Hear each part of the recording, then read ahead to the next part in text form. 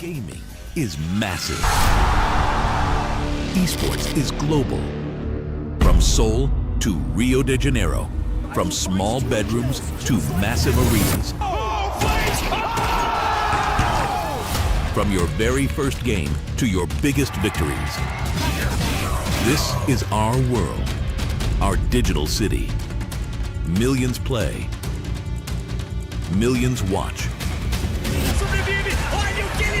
A global movement shaped by players, driven by passion, powered by its culture and community. I am Arminas, head of Reloader.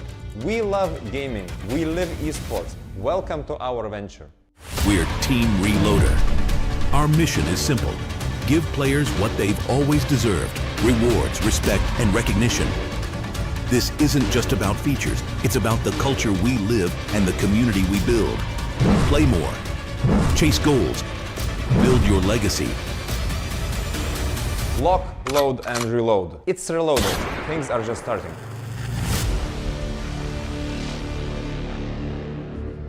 Gaming.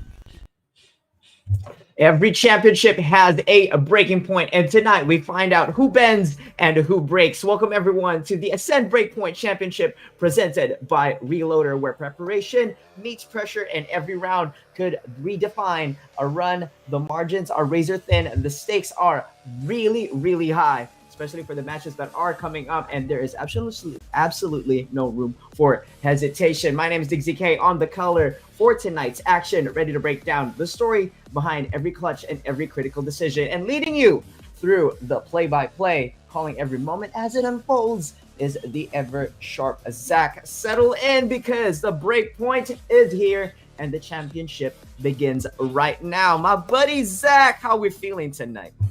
Damn, bro, that was a smooth intro. I'm feeling really good today. Really excited. You know, this is the first day of the lower bracket, so stakes are gonna be much higher. You pointed it out that we're in for like an action-packed day, and yeah, 100%, because there's no second chances here. The previous 2 days of action, it's just been the upper quarterfinals. You know, teams, even if they lost, they could still go down to the lower bracket. They have like a little bit of a backup plan, but no backup plans today. You either win or you go home.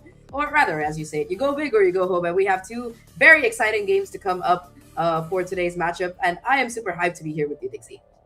Well, that will be the case indeed. We're going to be heading into a very interesting bracket that we've had today. We're going to be starting off with our first matchup with Misfits versus Humble 5. And on our match 2, we're going to be having a very familiar sight with the two teams we're casting in today. We've seen them in the qualifiers, and we'll have to see them tonight as well and see who dukes it out one more time. It's going to be GanGan Galaxy and DUPG as well. But first, in our match 1, it's going to be Misfits versus Humble 5. And we've already been through a lot in a couple of days, but I got to catch up as well. And what have you seen so far in these two teams that are coming up? Of course, this is December currently. We've already seen the last 10 coming through, and we are in our final stage as well. Really huge prize pool there for these 8 participating teams, and what a championship it is going to be. 100%. And I mean, you asked about what we saw from these teams coming in so far. I mean, I think we already saw Rat Syndicate play on day number 1. They were the winners of the first qualifier, if I'm not wrong. And I mean, we were supposed to say GG easy play yesterday, but unfortunately one of the other teams had like some tech issues, so we had to give Asterisk a bye. But we will be seeing them tomorrow. Don't worry. Humble 5 though, hopefully they've solved their tech issues heading into today, because it was a bit of a rough time for them. First match though, Misfits versus Humble 5. I'm really excited to see what we have coming through. I do have some word from production saying that the map bans are ready to go. So let's see what we do have coming into play in terms of maps. Do you have like a favorite map, Dixie? For me, it's always just the straight and narrow. For me, the smaller the map, the more hype it usually is. Especially now that the team comps usually just doesn't have sentinels on it. Split is like my really huge favorite. Split, let's go. The flexibility of it is you can just enter a site and just juke him and break some ankles if you're keen. But unfortunately, we're not going to be seeing that in this matchup today. It's going to be a sunset for map 1. That's going to be setting up the pace. Map number 2 will be heading in towards Haven, and it should come towards a decider. it's going to be the new one on Corel. Yeah, Corona, we've seen it like the last few days being played continuously. And I think most of the games that we saw were like 13-3s or 13-4s. So pretty dominant map for some of these teams. It's going to be the decider here, but we have to see if we'll get that far because so far, at least, every single game that I've casted has been a 2-0. I don't know if I'm the curse here, bro, but yeah. So hopefully we will be seeing a little bit more of action coming through on that map 3 today. But I mean, for this first lower bracket round here, stakes are high. No mistakes can be made. And I mean, looking at the first map in particular, Sunset, I think it's a map that's been around for a decent amount of time. Not as long as Haven, of course, but people definitely know how to play it. I think there were a couple of changes to the map like a few patches ago, but apart from that, it's remained pretty stable. I mean, I remember how Cypher used to be like a mainstay on this map, and then they screwed up like B main, so nobody really wants to play Cypher anymore. So yeah, one of those maps that you were talking about, Diggsy, where the Sentinel more often than not is not picked, and when they do pick it, it's something more esoteric, like the Chamber or the Sage, depending on the team. I think we saw a couple of Chamber players coming through. So yeah, I think this is the map that we're most likely to see Chamber since Icebox is no longer in the pool. And honestly, I would love to see a good Chamber versus Chamber head-to-head. Yeah, I'd love to see some sort of guess like a very duelist centric Sentinel in the form of Chamber, and maybe if they're feeling spicy with it, maybe we can see a veto in there.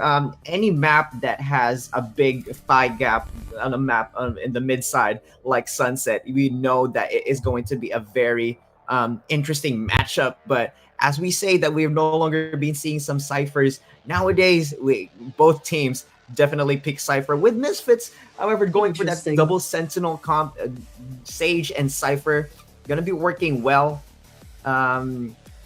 coinciding together. Most likely on the execute with that Sage, most likely gonna be very valuable towards an execute towards B site, especially paired up with a very dashy duelist like Waylay. Misfits, really interesting team comp that they pulled up here. 100%. And I mean, Waylay, I feel like this is one of the maps where we don't really see her as much. I feel like this is more of a Neon centered, or, you know, occasionally you've got the Rays coming in. But for the most part, it seems to be a Neon map. But for the side of Misfits, they are happy to go in and try for the Waylay. On the opposite side, though, it's a more traditional comp here with the Neon. You do have that double initiator, if I'm not wrong. I saw the Breach kicking in. So that should definitely be pretty interesting to really set up the Neon. I think that coordination is going to be a huge factor here, though. Between these two teams, and yeah, I think that it's going to be important to start off because so many of the games that we've seen so far in this tournament have been just teams running it down after getting that initial momentum.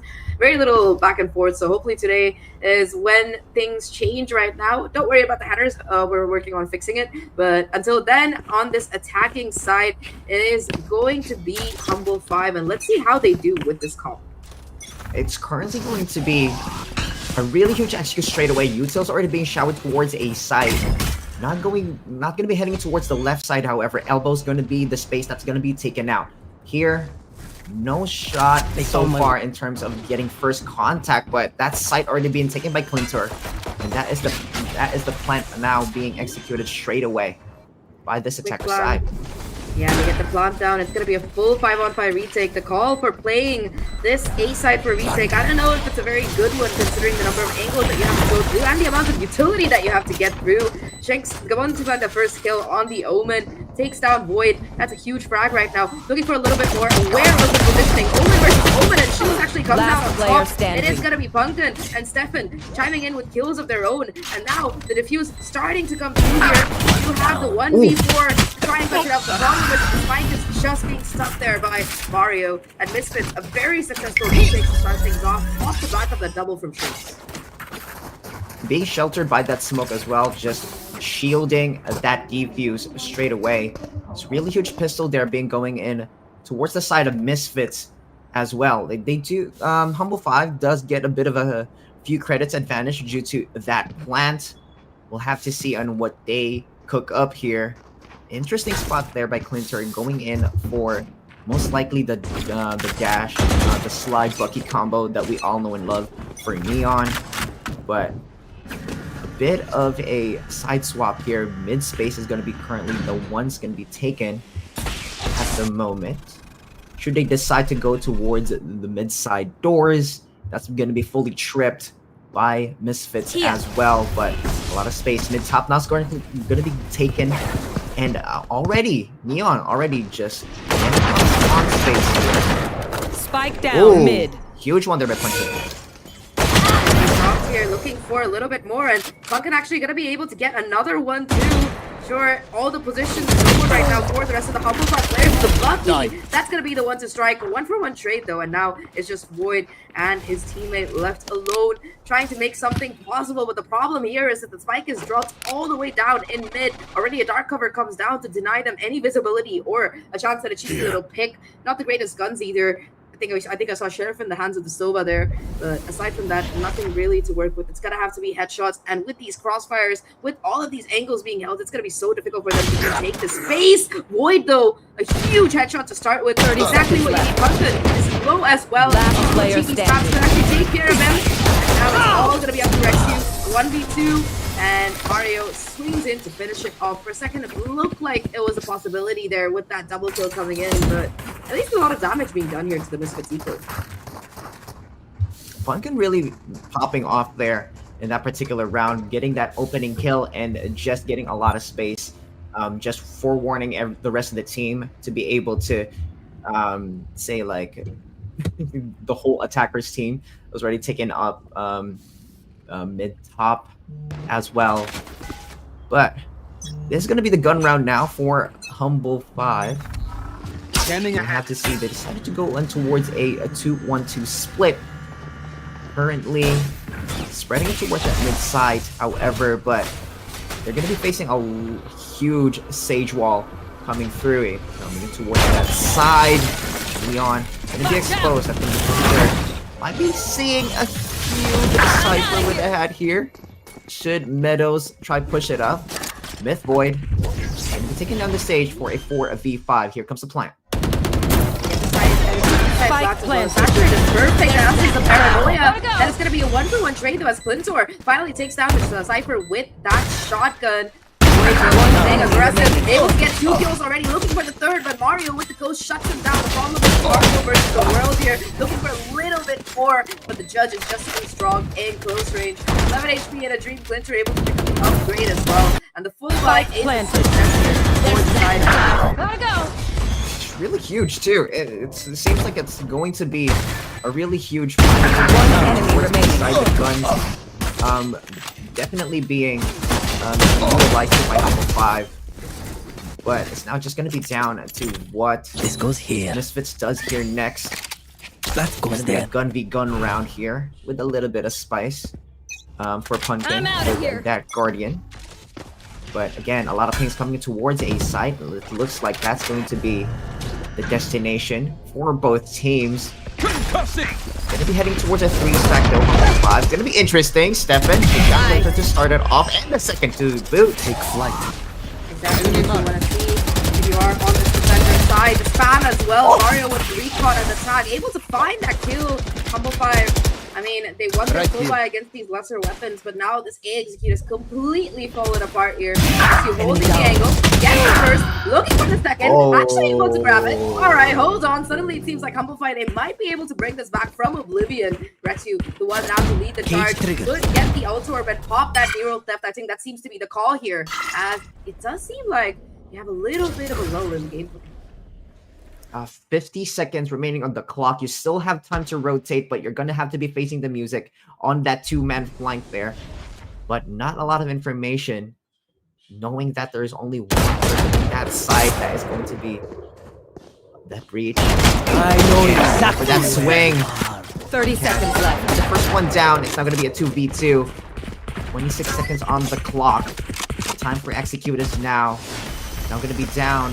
The Shinx, and how they stop it towards the entry. Decides to tuck in. Plant coming in. Now, Humble 5 here. 2v2 still.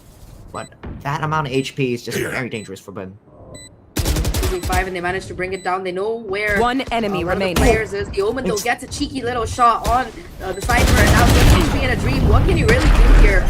It's just gonna be Shinx playing with his food right now, as Meadows is able to swing in from the other side and get the kill there. Really nice round coming in a little bit more close than it needed to be, not gonna lie, from a 5v2 to a 2v2, but in the end, Misfits happy to take the third.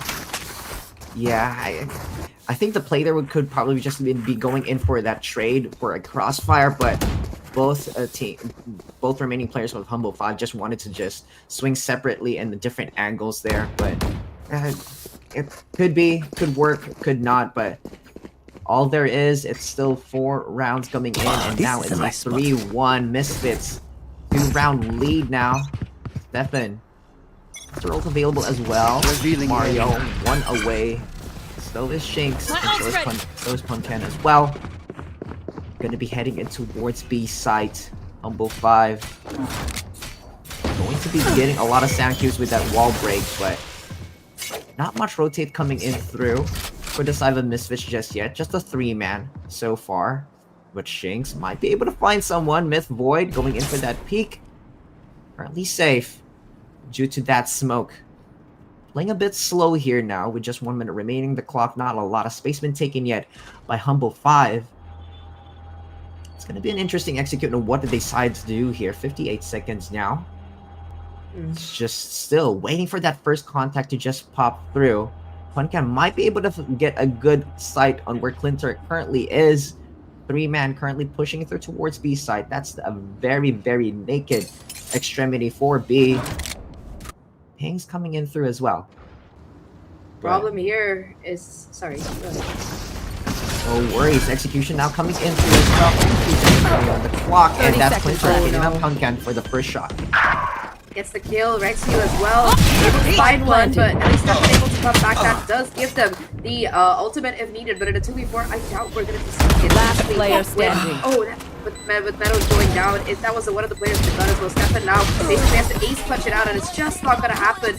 Patient play from Humble 5 really paying off there.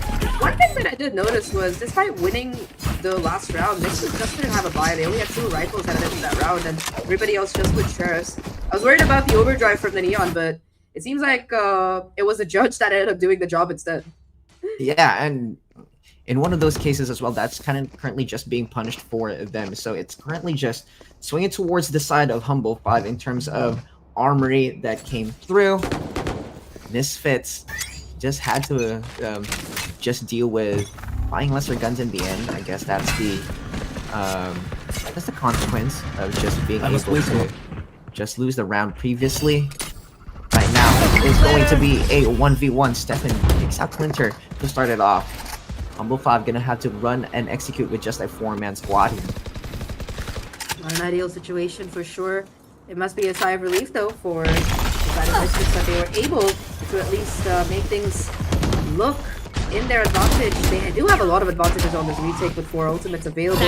Leon spots out 1 player looking to find the headshot on Pumpkin, but instead Pumpkin just stuck into the corner, fighting for his life right now. 3 players looking to contest. Leon finds another kill. In fact, every single kill coming through for a Humble 5 player right now, winning all of their 1v1s, and it's just gonna be Mario left to try and fight alone. Rexy denies even that first peek though, and I mean, for the side of Humble 5, these A executes have been looking very nice so far.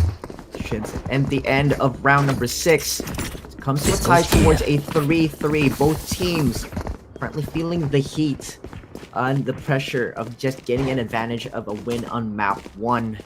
Already halfway from the first quarter and this half of Sunset. Now, it's going to be down to Misfits and Humble 5 and how they want to pursue this. We're going to be seeing a 4-stack heading towards the mid side here. Care of Misfits. Shots coming through. Market just being the site at the moment. A lot of people blind there with that execute. They know it is going to be a heavy mid side, but might have the right idea here. Spike's currently being teetered off towards B side as well. Just checking extremity side for contact. Here we go. Spike down. B. Oh damn, that was a beautiful saturate. 2 kills now for the Waylay. Still One looking to enemy stay alive remaining. and fight it through. Able to dash away as well right now. The Nero that's come through, and now they know that it's a 2v1. Rexy though has been incredible before. The problem here is that the saturate, the ultimate doesn't really connect. I have Rexy's retrieved the still gonna be spike. able to pick up the spike and make his way back towards site. Knows that he has to isolate these 1v1s. Knows that there's still a player behind him as Stefan makes the noise and the sound cue. taps the spike, trying to bait out the peak here. Stefan, though, playing it very patiently, doesn't use One enough enemy damage. 50 remaining. HP, 30 still, seconds it is left. going to be the Cypher winning the heal there, and now has his ult once again, gonna be able to pop it, knows that Stefan's gonna be probably chasing behind him here, and he's gonna be booking it to the ace. But doesn't matter, Stefan opens the door, and a fourth kill I of guess the their round for fancy him. guns A didn't come thrifty with later. for the defenders, and what a round coming in from Stefan overall. Yeah, it's the time that One the enemy time now remaining. was just not 30 in their seconds control left. to be Give me able a to corpse. just Where rotate is and respond in a much more safer route, but it's going to be burn up a lot on the clock there. They decided to just go towards mid top, but again, Stefan was just there to just go in for that pinch, and it's been fruitful so far. 11-5-2 in that KDA scoreline. Rexu Gotta go. not too far off with that 10-4. But right now, Be right Misfits back. in the lead. And the full execute coming towards A. First contact coming in towards elbow, surely. Oh, wow. Beautiful gameplay there from Stefan. 80 shot out so close, but gets caught mid-air by the shot dart by his own teammate, by the way. It wasn't even the opponent, it was his own teammate. Fishing still inside the lead. He is menace right now. Boy, gets taken down. Those Fishings stuck between a rock and a hard place. Oh my god, the Breach actually catapults him forward. So he's Spike able to down stay alive A. and get out of dodge. 3v2 right now. Humble 5. They use the Breach. They have to get Player off the site, standing. and they're just not able to hit their shots against Shinx here. Rexy once again in a tough situation. They were Come not around, no punch and ready on the off angle. And honestly, I feel like the Breach ult helped the defense more than hurt them. I do not know if I was watching a Valorant round that's being precise and being executed well, or was it a Looney Tunes episode? I do not know. You've been seeing shark darts killing your teammates. You've been seeing rolling thunders helping out the enemy Omen to get in towards their spot and to a better elevation. It's just catastrophe, but like just cinema at that point too. I cannot tell which one is which, but at the end of the day, Misfits gets the round in their own, and now it's going to be a full execute by Humble 5 here towards mid side. 3-2. No one currently in A side, but might be towards B this time. No first contact popping through just yet. Hunter 3 not being used, but just Neon being slippery with it, not being able to get detected so far. But it's going to be a 5v5. Spike planted. I mean, just a repeat of the pistol round, just with better weapons right now. Ultimate-wise, I mean, you still have the resurrection. You haven't really had the chances to use it. The problem here is that Nota has to clear market, and there's a lot of action going on here. First player goes down, but they're still being judged. They clinch his hands. Oh my god. Runs out of bullets. That could have been a double kill. One enemy remaining. Fighting on site along with Rexu. And Hungry Captain with the 3 actually down to defend the plant from being even touched by the Misfit side. Really nice round from Humble 5, and they convert the 5v5. Oh, really, just, I don't know. Back up. Again, it's a really huge for Misfits here, but at the same time, One enemy remaining. really solid executes there. It's just taking the fight to them. Humble 5, but a timeout being executed here by Shinx, getting Misfits in towards getting a couple rounds. They might be, it's just all been scraps so far for these rounds, the 9 rounds that just currently happened. But again, it's hard to get a read on something that they just had like a fight. I think we only had one round where it's just executed very slowly without any contention in terms of the first shot, and then all of a sudden with just 30 seconds remaining, it's just a full-on execute. We only had that for just one round. It's just hard to just go in for where they're going to be going. It's just full decision making for both teams here, but we'll have to see if that timeout by Misfits helps them get their bearings and slow it down real quick, and I don't know, get them into a right pacing here. But it's going to be tricky with just sheriffs. But again, sharpshooters in mind, these are the peak of the peak. But it's going to be interesting on how everything falls through. It's going to be a 2 split here for both attackers and defenders, ironically. Stack heavy coming through. Mario, Go, go, go. getting that Spike first down shot. A. Gets the kill, but look at the damage being done. 2 of the players Right here. so low right I got now on this Spike. Misfit side. Sure, one of them can get a heal from the stage. I think they rotated for that very end. I do like this though, Quinter just cycling the gun away. Like, okay, if my teammate can't have it, your teammate can't have it. Nice little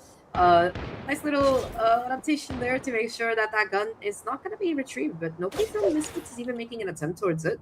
Slowly, the spike is gravitating towards this B site where you have both the Cypher and the Sage. The problem is this is an eco round, so you don't really have the greatest utility available. It's all going to have to be contact and gun plays right now, as it seems like an execute is imminent. The rotation hasn't really come in from this defense, so they're going to have to move fast. And look at this in mid. It is still going to be the Cypher looking to be that decisive lurk player to make the difference.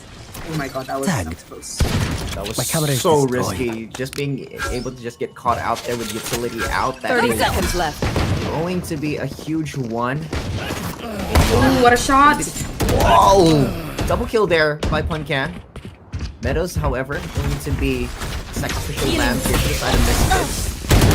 And Punkan punished there by midpoint. It's triple kill by Player mid. standing. And going to One be traded enemy out right remaining. now. Going to be B. Hungry Captain versus Shanks here.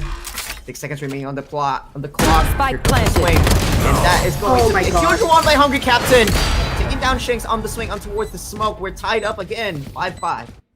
That was a whiff that should not have happened. It seemed like Shanks had the kill, but Last yeah, player no standing. heroics from Boyd One enemy for remaining. down to find that 3K. And I mean, it's just very unfortunate for Shanks that he didn't have that additional bit of armor Spike capability. Goes to the swing, just whiffs though, and it is going to be a very happy, humble fight to get their 5th round on the board. Like you mentioned, tied up right now. And I mean, both sides, they have their bye. Bunkin has had this res since round number 3 or round number 4, just for the record. Flash out! I think it's just gonna be used for like very I'm tricky outta here. scenarios, 1v4, 1v3. But again, that's a lot of rounds that's being, I guess, a lot of ult orbs for Punkan. Not being done to be just farmed up with that amount of rounds being not being able to use their ultimate there. Currently an A side where the huge stack is coming in. Stefan finds one and gonna be traded out by Hungry. But it's now gonna be down to a 4v4, 1 minute remaining on the clock just yet. Spike is currently not just planted. Might have a good chance for a rotate here. It's gonna be down to Myth on how they clear this out. Meadows is gonna be facing them on B side just in case, but as we said, for the ultimate not being used, Stefan's now back to life here, making it a man advantage here. They heard the waylay dash back as well. I did not expect the Omens tucked into the corner. Talking about Omens though, here comes the from the shadows. A 30 quick seconds rotate left. with the spike towards his. Welcome back, everyone. Thanks for sticking with us through the tech issue, and I think we have things fixed right now. We're going to be heading into the last round of the half between this first map. On this first map between Misfits and Humble Fi. So far, it's been very, very back and forth. A couple of missed chances, a couple of missed kills. Definitely have been changing the dynamics of the round here. But heading into this particular one, 2 ultimates available for the side of Humble Fi against the singular Hunter's Fury coming in from Mario. But Stefan is only 1 off of that conversion pots as well. Could definitely be used for the retake if they manage to get it through. Sorry, here comes the Sova ult though, and it doesn't really find anybody on site. They're playing full retake on this, knowing the danger of these 2 ultimates. And once again, it looks like we're gonna have a 5v5 here. 5v5 on towards a site. Spike's currently just not being committed towards the plant just yet. But it looks like it's going to be aimed towards the safer route. Clinter finding one and the other as well. Stefan and Punkan won't be a very valuable one towards this round. Clinter does find the Silva coming in through Mario. Is it going to be a successful one? It does indeed. It's not going to be down to Shanks. Goes in for the swing, but faces a 2-man facing that execute and that crosshair going towards their bodies and the heads. And we're going in towards the second half already on towards a 6-6. It's going to be interesting. As I mentioned before, it's going to be interesting on how Misfits plays this out with a very interesting team comp. Obviously, you are currently going to have to face and execute with just a paranoia and their flash as well. Meanwhile, Humble 5 really has the advantage here on how they would like to play this out towards the defensive side, especially if they want to play a post-plant scenario. And again, it's going to be tricky on how Misfits plays this out. And they might have to just duke it out 1v1 style and then just like pull back in terms of getting their first kills and before heading in towards any executes here, Zach. 100%. We have another tech issue from Humble 5, so we're going to just be waiting a little bit to see if they can fix it and get us back online pretty soon. I think one of their players has disconnected. A little bit unfortunate, but we ball. It's okay. Power cuts, internet cuts, it's what it is. I think that the points that you made about Misfits execute are pretty good. Like you said, they don't really have the flashes. They don't have as much util with that as Humble 5 had with that double initiator. And Waylay as well. I mean, I haven't really seen it too much on this map as a solo duelist. I do see people running the Waylay and the Yoru a decent amount, or the Waylay and the Neon, but by yourself, I'm not sure how it's going to be looking right now. However, I think that the Sage kind of gives them that additional bit of stability for the executes needed, because this Sage, I mean, nobody really picked Sage on this map until Paper Rex pioneered it. And I think the key, I remember interviewing Alex, and he just remembered saying, like, yeah, we picked Sage because we needed a way to get into A side because we were just struggling there. So, you know, it is kind of like a card that lets you at least get on the site, and there are a lot of cheeky angles and walls that you can do as well if you're feeling inclined towards it and you're a very creative team. But yeah, I think they will have a lot of slowdown utility at the very least. I think that a lot of impact has to be coming in from Meadows. He's had a bit of a quiet game on the defense, but his lurks are going to have to be phenomenal, because I think being able to catch Humble 5, you know, on the rotations, deny them that extra bit of space and deny them that mid info, for example, is going to be part of his role, and he's going to have to do a pretty good job at that. Yeah, it's a lot of question marks coming in towards the second half as well, but we might be able to have a good view of it pretty soon. It's going to be also coming down towards the pistol round, right? In terms of how you want to already all play it out, I think it's just going to be a bloodbath towards mid site here before pushing out. If mid site is currently not contested, that's already entrance toward mid top straight away, which could lead to a very huge bloodbath and towards mid top if that's the route that they're currently been taking. If they want to pull off a very interesting execute for the side of Misfits, they're gonna have to duke it out and towards a very narrow elbow side towards A, or it's just going to have to be a really huge market push on towards B sites as well. They do have a good entrance block for market if they want to utilize that Sage wall very early on. That's pretty much how I can deduce on what the plan is, depending on the site that Misfits are currently taking. That's literally me trying to just scrap up plays on the top of the dome here, and towards the defensive side as well. Setups will currently just be basic in terms of just getting Cypher away from sites. If it's going to be parked up towards B side, mid top is currently the contested side for the Cypher, for the side of Humble 5. Obviously the planning here is because they do have flash advantage, they might be able to just play the post plant very easily, but they kind of just have to just stay locked in and not miss the shots that we've seen in the first quarter before. Yeah, because if you're looking somewhere else, like looking at the map and not on your crosshair, it is going to be a very, very hard time for you on this defensive side. So true. Either way, though, while we wait for these teams to resolve their tech issues, we're going to be throwing it into a short break. So go ahead, grab some coffee, grab some snacks. We'll be right back in a few minutes.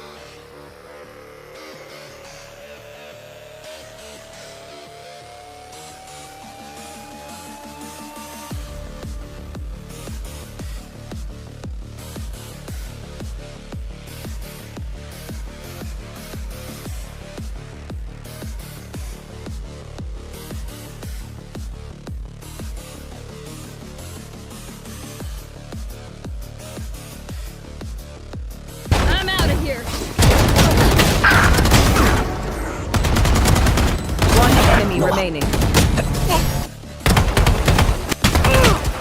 Cage trigger.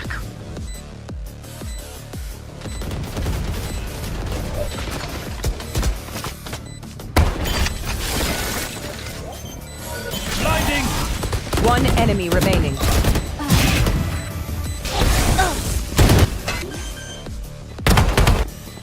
Gaming is massive. Esports is global. From Seoul to Rio de Janeiro. From small bedrooms to massive arenas. From your very first game to your biggest victories. This is our world, our digital city.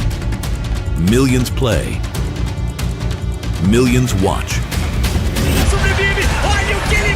A global movement shaped by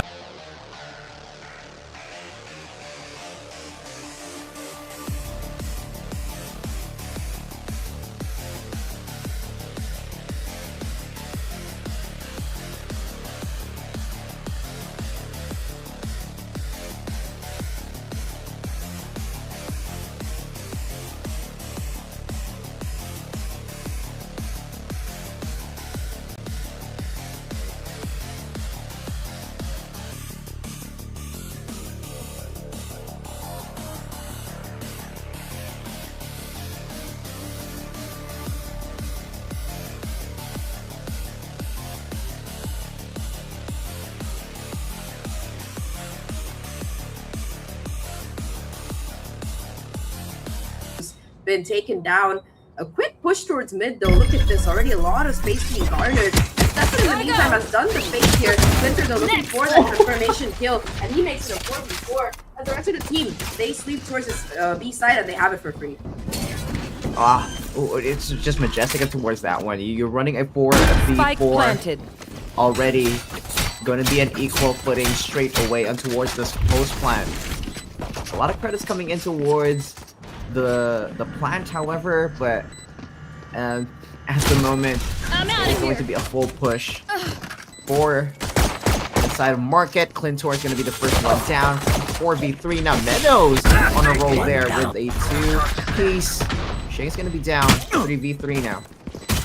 Rexy attacks the top One right. enemy That's remaining. Be able to get the kills, but they actually confirm it. Pumpkin now in a 1v2. Spike plant is for him. The problem here is that there's just not enough time. Make that a 1v1, sorry. Omen is still AFK. All he has to do is buy the time here, and he manages to do that. Unfortunately, there's just not enough on the clock here for the defuse to come through, and it's going to be the clutch for Pumpkin and the round for Misfits. We saw that slow utility really come into play here with the Sage and the Cypher both buying so much time with their walls, their cages, whatnot. Ouch. Clintor with a really huge opener there. Stefan was just not available for that pistol round as well. It was really huge. It was a very huge first pick, and again, just they zoomed down mid. They were able to find the shot, make it a 4v4. Unfortunately, they were not able to get a lot of time in towards that defuse. Again, interesting spots that's being taken by Humble 5, despite the circumstances that they've been given. But credits are going to be equal here. But it's going to stabilize it out. GanGan getting a 2-piece already. Not what you want to see if you're a Humble 5 fan. 2 huge opening kills. Void as well on this mid push. Might be able to catch something, but no, instead it's just going to be distance play coming planted. in from the leader of Misfits. Void at least able to find that first kill. Very, very nice shot with the Sheriff. Pepper now knows he's here. There's a lot of chip damage with the Stinger. Not exactly the kind of gun that you can see. Rush down though, and now it's Team Rescue and his teammates to try and find something. The Shocker is doing so much HP damage to Rexy right now. The Dark Cover coming through as well to make things even worse. And Mario going to be playing a cheeky little angle inside this dark cover. The last 2 players for the side of Humble 5 trying to find some exits at the very least, but with the HP being what it is, nothing they can really do. Void goes all the way back towards the flank to try and die to the spike at the very least. Might be able to Last find a player kill or two, but standing. everybody from this attacking side is exiting through the CT.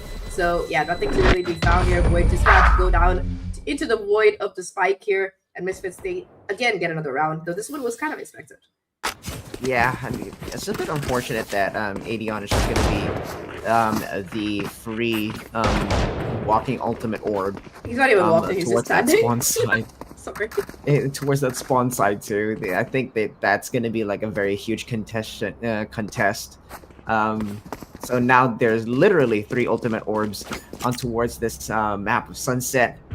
Again, it's just very unfortunate after a very solid first half. Again, Humble 5 just have to face the music here and just keep on playing, but they still are fighting and gritting their teeth. Besides the setback, playing 5 still solid setups towards the defensive side. However, it's the very good old reliable trip towards B site and mid top. Cover going out. Coming in, but Misfits starting to play time here with the guns that they currently have. Again, not much in terms of arsenal, but again, for the side of Humble 5, however, they do have pretty much all the arsenal that they currently need. Clintar in the slide Judge Neon combo might have to be facing the music here. The rest of Misfits already piling up towards A site.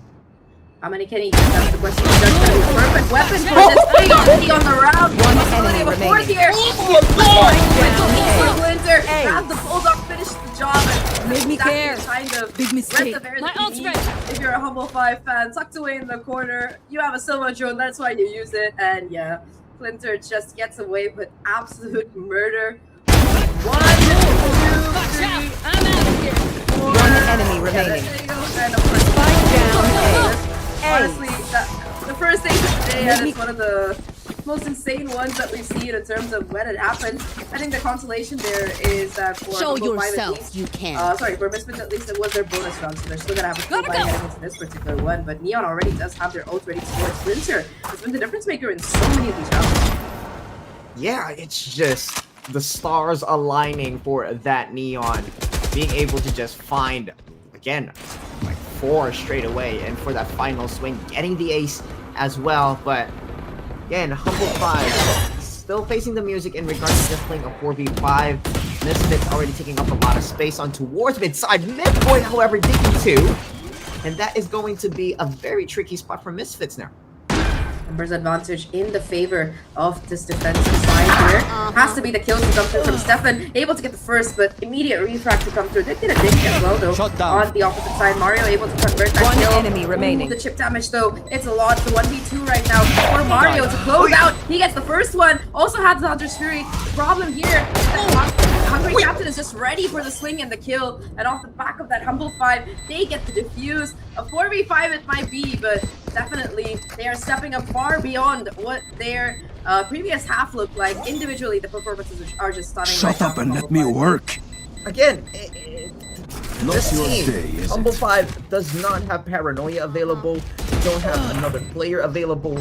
They currently are just rocking it with Shut down. what they currently have. One enemy Again, remaining. it's still very impressive to see and very impressive to watch. Nice. Still happening before our eyes, and still being a very highly contested game. Still tying it all up and towards 8-8. Very impressive showing here by Humble 5, or should I say Humble 4, but it's a bit of a head scratcher here for Misfits on how they want to play this out in this attacker side. Could it be because of the team comp, as I mentioned before, they're trying to readjust it? Or is it mainly because they just don't have the punch that they currently need? Clinter finding the first shot onto Puncan and just getting out of dodge straight away. 4v4 now for both teams.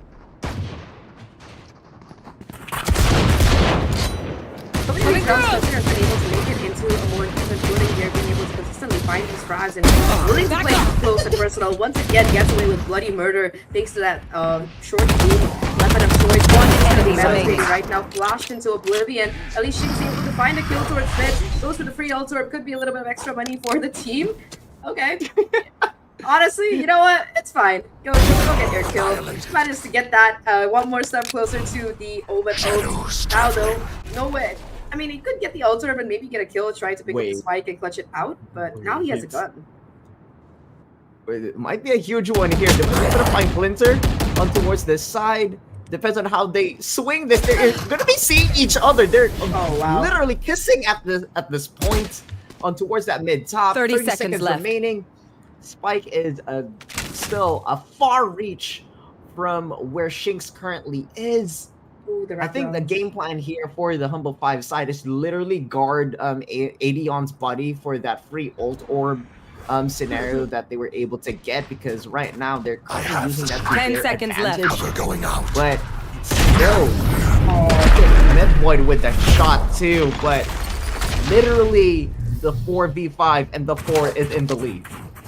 They take the lead indeed, and a nice little round to convert there. To be fair, their opponents were thirsty, weren't so, but still they were able to find the kills consistently. And yeah, if by some miracle Amplify win this game, it's definitely Clinter who is one of the key factors for this. I think that he's just been so impactful in so many of these rounds, being able to make it back onto even footing, and now he's going to be pulling out the big gun, the operator. We haven't really seen that in either half so far until now, so I think that's going to be the difference maker here, and if it's going to put Clinton in the lead, so far at least, it seems like Misfits, they've kind of given up on the idea of the Eras. They were thoroughly traumatized by Clinton here, more of a mid-first approach right now, and Rexy is going to have to be the one to try to bear the full force of that. There was a bit of a rotation coming in, though, and Void and Hunk again with the peaks, just able to swing through and make it a 3v3.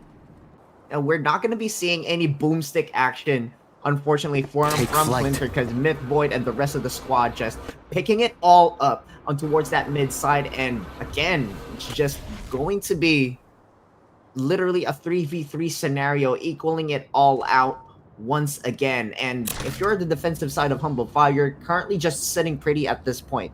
They're currently just going to be running down the clock, and while Misfits have to just reconvene, they have to recoup. But now heavy stack going towards B side. Recon dart coming through. Is it going to be detected by the looks of things? It's a negatory. Rexy down, finds Mario. One enemy It's going remaining. to be the music being faced by Meadows. 30 But seconds left. it's just going to be down to Shinx on how they play this out. 1, 2, 3. Hard but not impossible. There's the first one.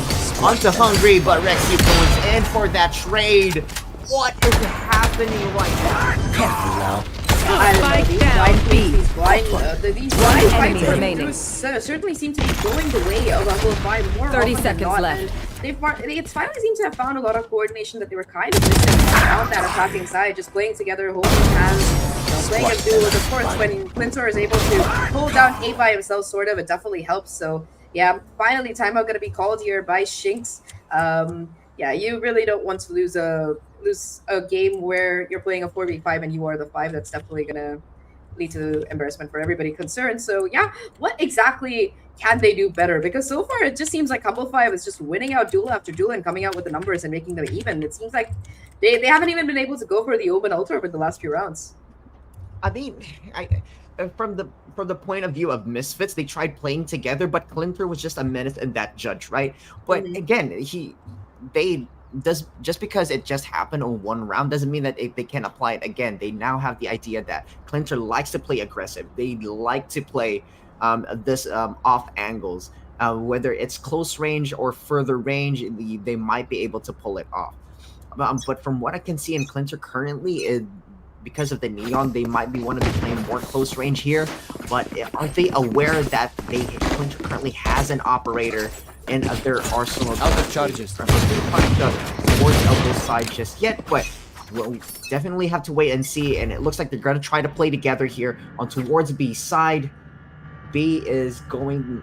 There's a lot of pings coming in through, but not a lot of noise being made just yet. Dark cover is going to be shining through, and that could be the go sign My eyes are for down. the rest of the Humble 5 squad to just pull through.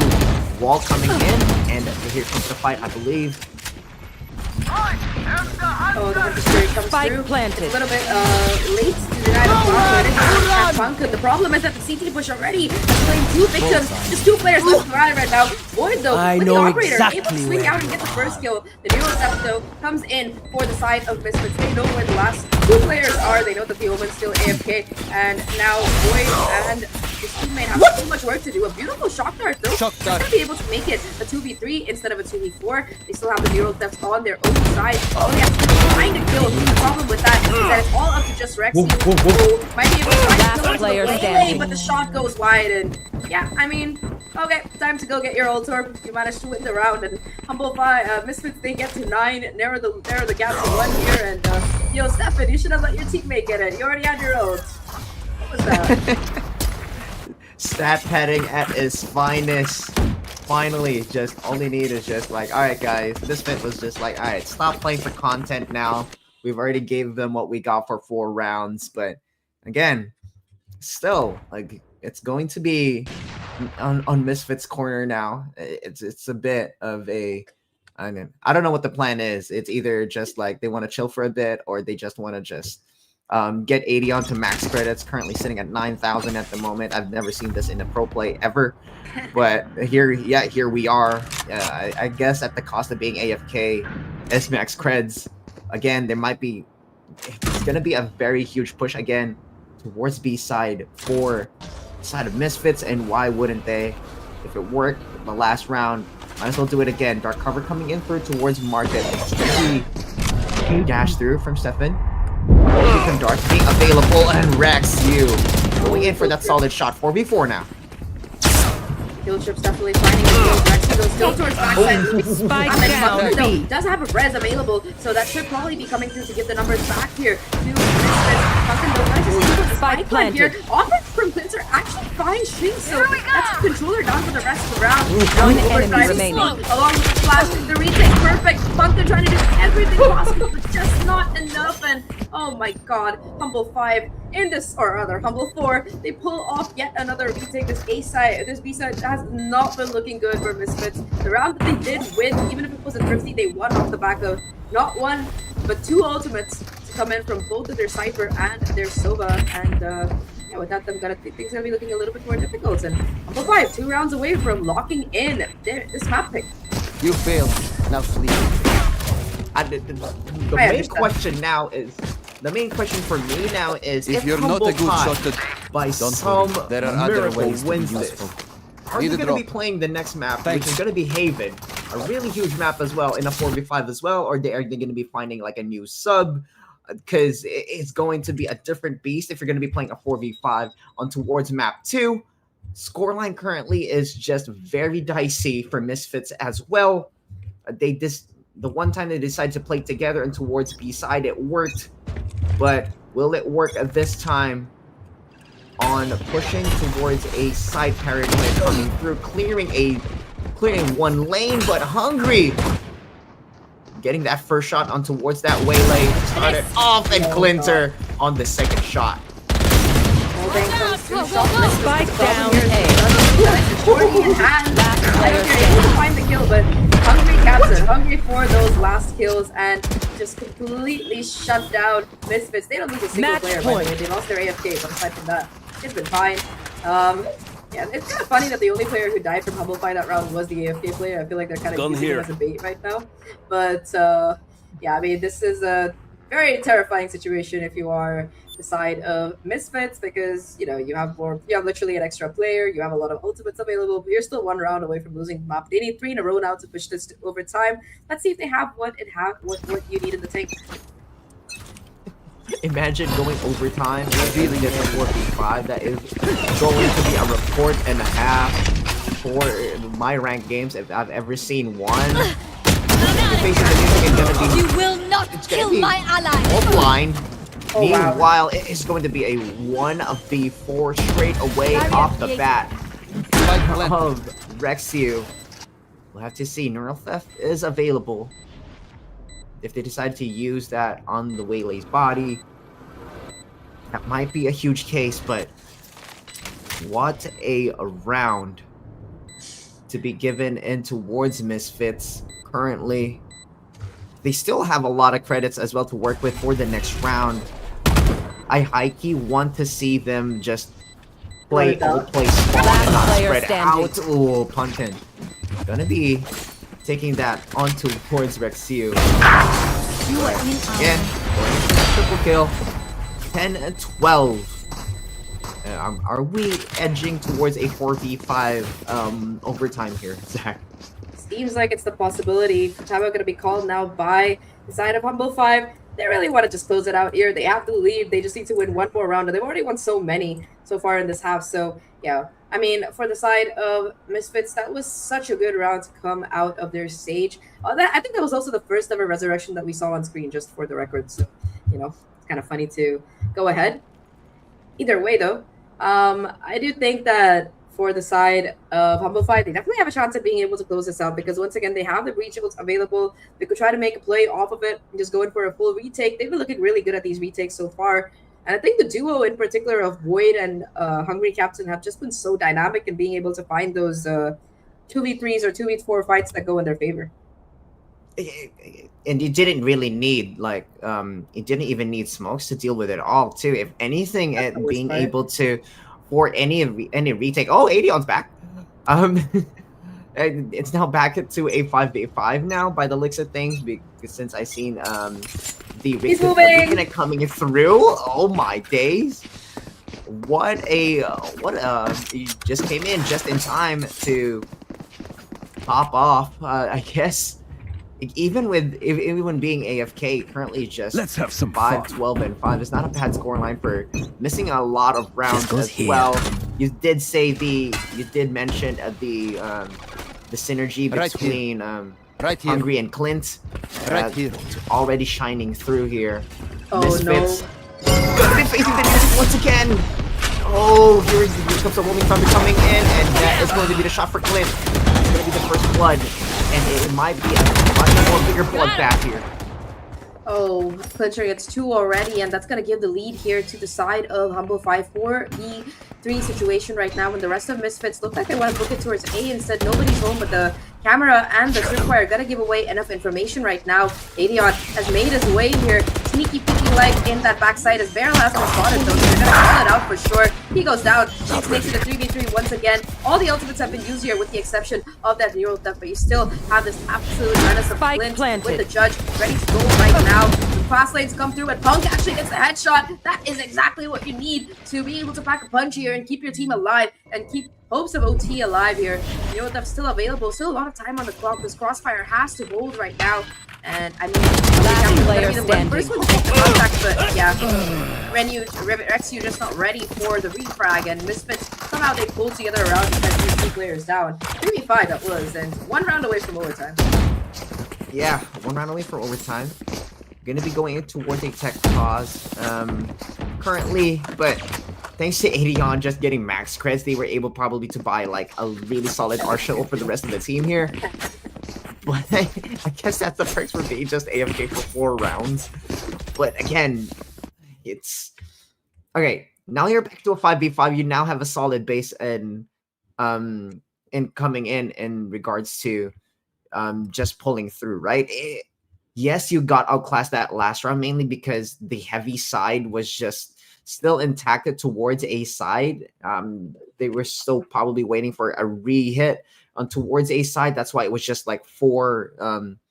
It was very heavy sided towards that, but Misfits just had a really good call to just rotate, and that's a lot of space being taken. Adion was just not enough to be able to just hold it out just by themselves. I think proper play would probably be just retreat and just get everyone all together in one spot before instead of just doing I guess being a hero towards the backside of B. But again, who knows what's going on in the comms at the moment. I think at this point, Humble 5 is just happy to get the controller back.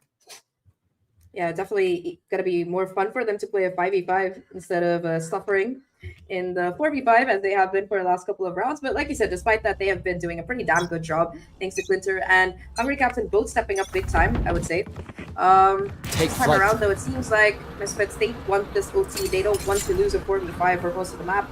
And they're looking to go in for a very straightforward execute onto this side. Here comes the convergent pot. That's going to really impact the Cypher, though.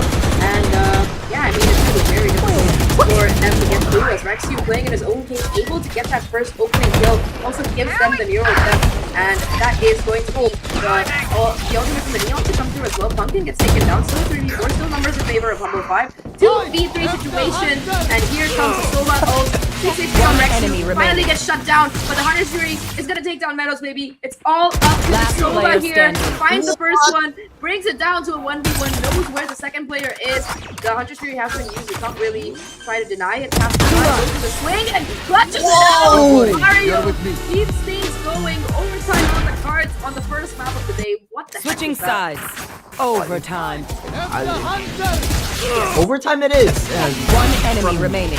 From a lead from a 4v5 to a player coming Last back player standing. and making it back to a 5v5 to be pushed in towards overtime. Again, it is. I think the irony says it on the wall. I might have to check Twitch chat here because the performance was just. I think again, it's probably Misfits trying to just like getting it together, starting to just play together, and towards spamming B side. It might have just worked for them, but I think as soon as ADO just came back, I think just everything just went downhill for the side of Humble 5. Getting it together, but now in towards that overtime Clint on the attacker side, Spike finding down Mario B. straight away on towards the trade towards AD on Hungry, gets a kill for himself. Myth Last player standing standing. as well, while last remaining standing is going to be Shinx for a 1v3. Very, very fast round. And yeah, the problem here is that Shinx has the information, sure, that they're coming towards mid. They're running towards A, but what can they really do here? TP's past the trip, might be able to find the flank here. Even with the Cypher trip being there. But yeah, I think they might hear the teleportation at the very least. Now 1v3, like you said, they're going to be able to get the spike down here. I don't know if Rexy's going to hear that. So Shinx might actually have a timing here to try and find the flank right now. Seems like they're going to be watching that angle. The problem here is that there's so many angles to clear out. At least they're able to get the freebie. Now they know his position though, and he has to close out the 1v2. What are they going to do? How are they going to play? Rolling Thunder available for Hungry Captain as well. And he just seems like he wants to play for the post-plan. 3 kills for him if possible. But the problem is Rolling Thunder is perfect. And contact play worked out in the end. It looked a little bit dicey, but they get it done. Switching sides. Yeah, Match point. a really solid Trust plan me, there they'll know to what just hit them. have a 3-man just watch every angle on where Shinx could pull up and pull through. Unfortunately, I guess the over-aggression and taking a lot of space did lose them one person towards that elbow side. But here we go again, Misfits going towards the tried and true. Hit B and hoping it for the best by the looks of things, but a bit of a diversion here, and as a 3-man's going to be heading towards its side, and a lot of space being taken out towards Market as well. A really solid take here. Will it be fruitful? First shot gonna be fruitful indeed, and now it's a 4v3. 3v2 now. 3v2, yeah. Rexy able to take down Metal Team before being shut down. Now though, planted. Humble 5, they have a chance to close One it out. enemy Both these remaining. players have been incredible so far, but Mario again strikes when he's needed the most. And Clinter, I mean, he's got the only ace of today. Could very well go in for the 1v3, but it's going to be very difficult with the positioning being held right now by the players on this Misfit side. Clinter slides in, able to get the first one. Awareness perfect. Might be able to actually catch the second. Knows where both of these players are. Catches the heal to come through as well. Goes for the swing, but the double hold is perfect. And we go again for another round. Oh, double overtime being Switching unlocked sides. by both of these Overtime. teams, and it's only map 1. Ladies and gentlemen, they really do not want to leave this tournament empty-handed. This is the lower bracket. Lose twice, and you'll be out of contention for that grand prize. And as we all know, since this is a best of 3, it's always going to be a sigh of relief knowing that you have the edge of a map 1 advantage. Pressure is going to be elevated, and every advantage is just being pushed through by both of these teams. Very all fought for, left, right, and center. Mostly from Humble 5, just rocking Deploying drone. every round that they can get, essentially, with that 4v5 scenario. But Misfits already starting to lock in and get it all together and get their bearings up. But still, going in towards this opening round for the second overtime, starting to get a bit slow now. in terms of just executes, they really want to utilize the first contact and first blood advantage here. For the side of the Humble 5, getting a lot of mid-top space as well, but it looks like by the looks of where everyone's currently positioned, it might be a B-side execute here. Unless Rexu just finds the pick that they currently need to clear a site. But Market currently being pushed up, and that is going to be the first kill for 30 Clinton. seconds. Jay One enemy remaining. finding it as well, and blink and you miss it, Stefan. Gonna be the only one remaining for the side. Spike planted. Remaining like that. 4 players, yeah. Misfits just not really fitting in on this Switching map. sides. Once again, the first team Match to match point. point. All they gotta do is defend, Where will they go defend this round. And I mean, if they could do it in a 4v5, I'm pretty sure they could do it in a 5v5. All they need is one.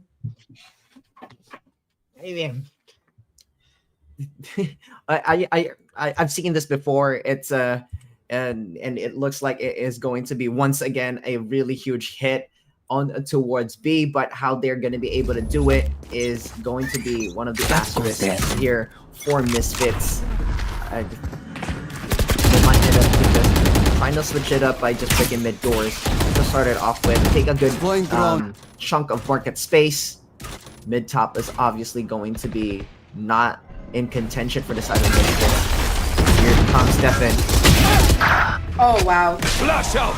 Stefan gets shut down on the bunker, able to dodge the stun and get the kill. Mario with 2 again. Every time his team is in a rough spot, this is the guy stepping up and being able to find those impact frags. Now off the back of those kills, happy to rotate towards this A side are Misfits, and they should have it completely for free because both Silva and the Omen are still towards A, towards B. Yeah, free real estate essentially for the side of Misfits, and all you need to do now is just, of course, wall it all up, and that just leaves Spike you planted. two angles to work with, one towards elbow and one towards the extremities. But again, if they do decide heading towards the spawn side, that wall can definitely give away their position. One way going to be put up. Still a very tricky spot. One enemy into remaining. the 4 scenario, 1v4 now. As Meadows finds both, and it ties it all up again. We are in triple overtime, ladies and gentlemen.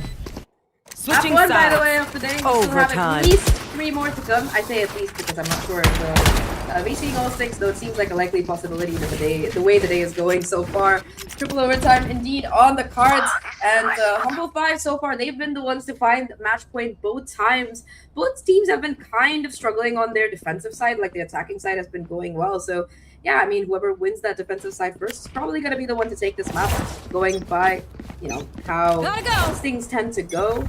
Either way, though, once again, Quints are going to be the one kind of putting the pressure, putting the pedal towards this side, bringing all the stage utility early on here, and probably summoning a little bit of a rotation over. A-side is looking very, very empty right now, and the spike itself is towards mid. So It's just going to be down to how Rexu sees this out. If they manage to catch Waylay on towards this extremity hold, that might be the advantage that this attacking side for Humble 5 need. But right now, mid-top is currently the spot that is currently going to be pushed through. Clinter finds Mario AJ while on drone mode as well, but Meadows going in for that trade, but still, when it all said and done, 3v4. Seconds remaining on the clock. Still, free real estate once again for this attacker side. Stefan is so low as Spike well. planted. Yeah, I mean, needs to get the heal from the stage. Does manage to get it. And look at this. Hungry Captain already on this very long, very late lurk. I don't think they're going to really expect it right now. Stefan is able to dodge the paranoia. Knows where Aeon is. So might be able to possibly find that kill. But instead, Aeon's the one to strike. 2 Last player isolation. And standing. the flank coming in as well. Meadows maybe between a rock and a hard place. Not even going to be able to find the first kill. And it is going to be Misfits once again winning their attacking round. And once again getting the Switching match. sides. Third time in a row. Match point. Match point. Once again for Humble 5. They need a defensive side to go their way for this team to be able to at least get through the slug that is map 1 from being able to get a 4v5, string together a play, to Misfits being able to just puck up the courage to just fight together, and once again tying it all up to an overtime. It is really a very hard time to be either of these teams. Stamina is currently must be breaking at this point, but when it all said and done, a lot of stack coming in towards that mid top. Oh, Void finding 1, 2, and 3 before the trade coming in for Mario J. Now it's 3v2 now for this side, but it is going to be very tricky on how Adion plays this all out. One enemy contact. Adion finds the first and the second. Defenders The AFK comes in with just enough time to close things out. Void and Adion together. 3 kills and 2 kills apiece. Able to win out this last round. And yeah, I mean, 16-14. Probably not what you expected from that map number 1, but it's just a hint at what this one enemy like. The fact that they won while having to live 45 for most of the second half is just absolutely crazy to me. How poetic is that, right? It's almost chef's kiss that the AFK player that just came back is the one that ends it all in a 1v2. Market one enemy well, finding it all, and we wanted a defensive side going in through for Humble Fight to actually just come their way. And you said it right. Whoever is the first one to win a defensive side in this overtime will actually get the game and the match point. But again, it was such a journey to get there and towards a 14-16. Again, it's just I'm lost for words now, and I'm currently the color caster, and it's just a beautiful story to like watch and see. If you're currently just hyped up in the chat, just let everybody know. We're going to be currently waiting for the team summary at the moment, but Zach, what a game we just witnessed. It was absolutely insane. And I mean, like, shout out to everyone from Humble 5 for being able to keep their mental. Like, I would lose my mind if somebody goes AFK in my ranked game, but I guess that's why they're the pro players. They don't have to worry about it. Of course, there were a couple of very cloudy rounds, like the one that we're looking at in the replay in particular. I mean, I don't know what the heck that round was, but yeah, you know, Mario killing his own teammate and yeah. bunch of other things. I feel like at this point, though, I mean, if you're Misfits, you're probably kicking yourself for losing so many of those rounds on that attacking side. I mean, it's not exactly a situation that you want to face, you know, playing 4v5 for about half the map and still not being able to close it out. But I think that's definitely going to be a boost in the tank here for the Humble 5 side. Being able to win it out and win it out like this, despite all the adversity that you've been facing, is definitely like a huge, what do you say, buck to your mental for sure. Oh yeah, not a lot of pro players can say that they won a match while being in 4v5, right? I think that is currently just I'll pretty much print it, frame it, and ship it, if you know what I mean. It's currently just one of those cases that you'll probably just remember for quite a bit. Just to be able to go back and slug it all out and towards overtime too. I think that was a triple overtime, if I'm not mistaken. Again, you can always see and where it all just like comes into fruition for Humble 5 here, especially with that ace for Clinter and getting a bulldog and then just going in for that slide swing, and it's just majestic to watch. Again, it's currently just hyping me up to just play picking up Neon myself, which is always a dangerous one coming in before my teammates in my ranked games. But again, it's just, again, you just look at the story itself and you can't script this out. We literally watched an AFK and we currently just had to just wait and see. And it almost felt like for the last couple of rounds, it felt like Misfits were actually on top of it. But again, it was just down to how they played the team comp as well. It was so detached. It almost felt a bit scattered. That's why Humble 5 was able to string the rounds that they currently need until Adion was able to just reconnect and come back. But if you're Misfits, it kind of just have to go towards the drawing board here on currently how you want to play in this type of team comp and attack in Sunset out of all maps as well. Because that Sage pick is currently while the interesting spot, being able to play split, the only chance that they were able to get by is to just play together. And when you play together a lot as a team comp and as a team, it kind of just has it starts to get a bit predictable and kind of get predictable in how you would want to like execute a side, as we've seen in a lot of these rounds where they've always just been spamming B. That's why they were able to get the rounds that they needed, but which took a bit. But Humble 5 was able to read it all out. We're now going to be heading in towards the team stats on how everything pulled through.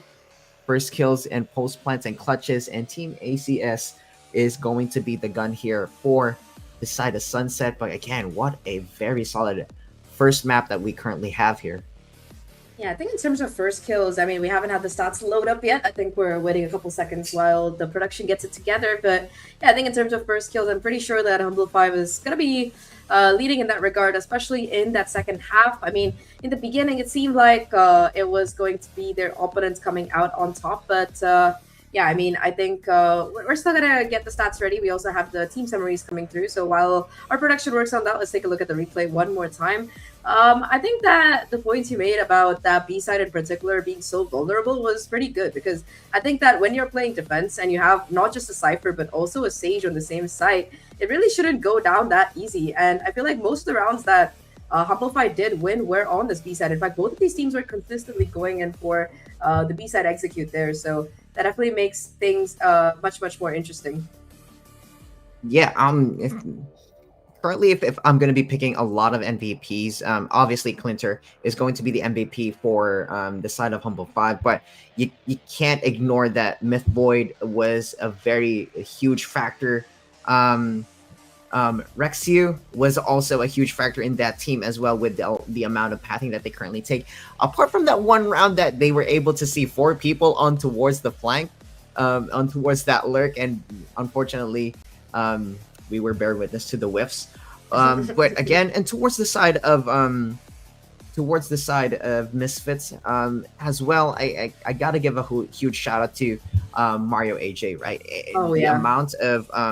the amount of back carrying that this Sova did for the team is really huge. And as I said before, it is going to be Mario going to be the MVP for the side of Misfits. And of course, it's going to be Clinter towards the side of Humble 5, formerly Humble 4, then Humble 5 again. Yeah, I mean, Adeon might have only come in towards the end, but he definitely did the job there. By the way, don't mind the score. Humble 5 were the ones to win 16-13. The 5 is just a misleader. Probably Humble 5 like their name. But yeah, I mean, MVP-wise, I mean, stats are looking pretty close. But Clinter, you talked about him. We talked about him. The only ace of today so far. And let's take a look at who our MVP is overall. I mean, it's a little bit sad that for Misfits, if you're a fan, that they weren't able to close it out despite having such a huge advantage. But Clinter gonna be the MVP here. 29 kills on the Neon, an ace to boot. So many first kills as well, 10 of them.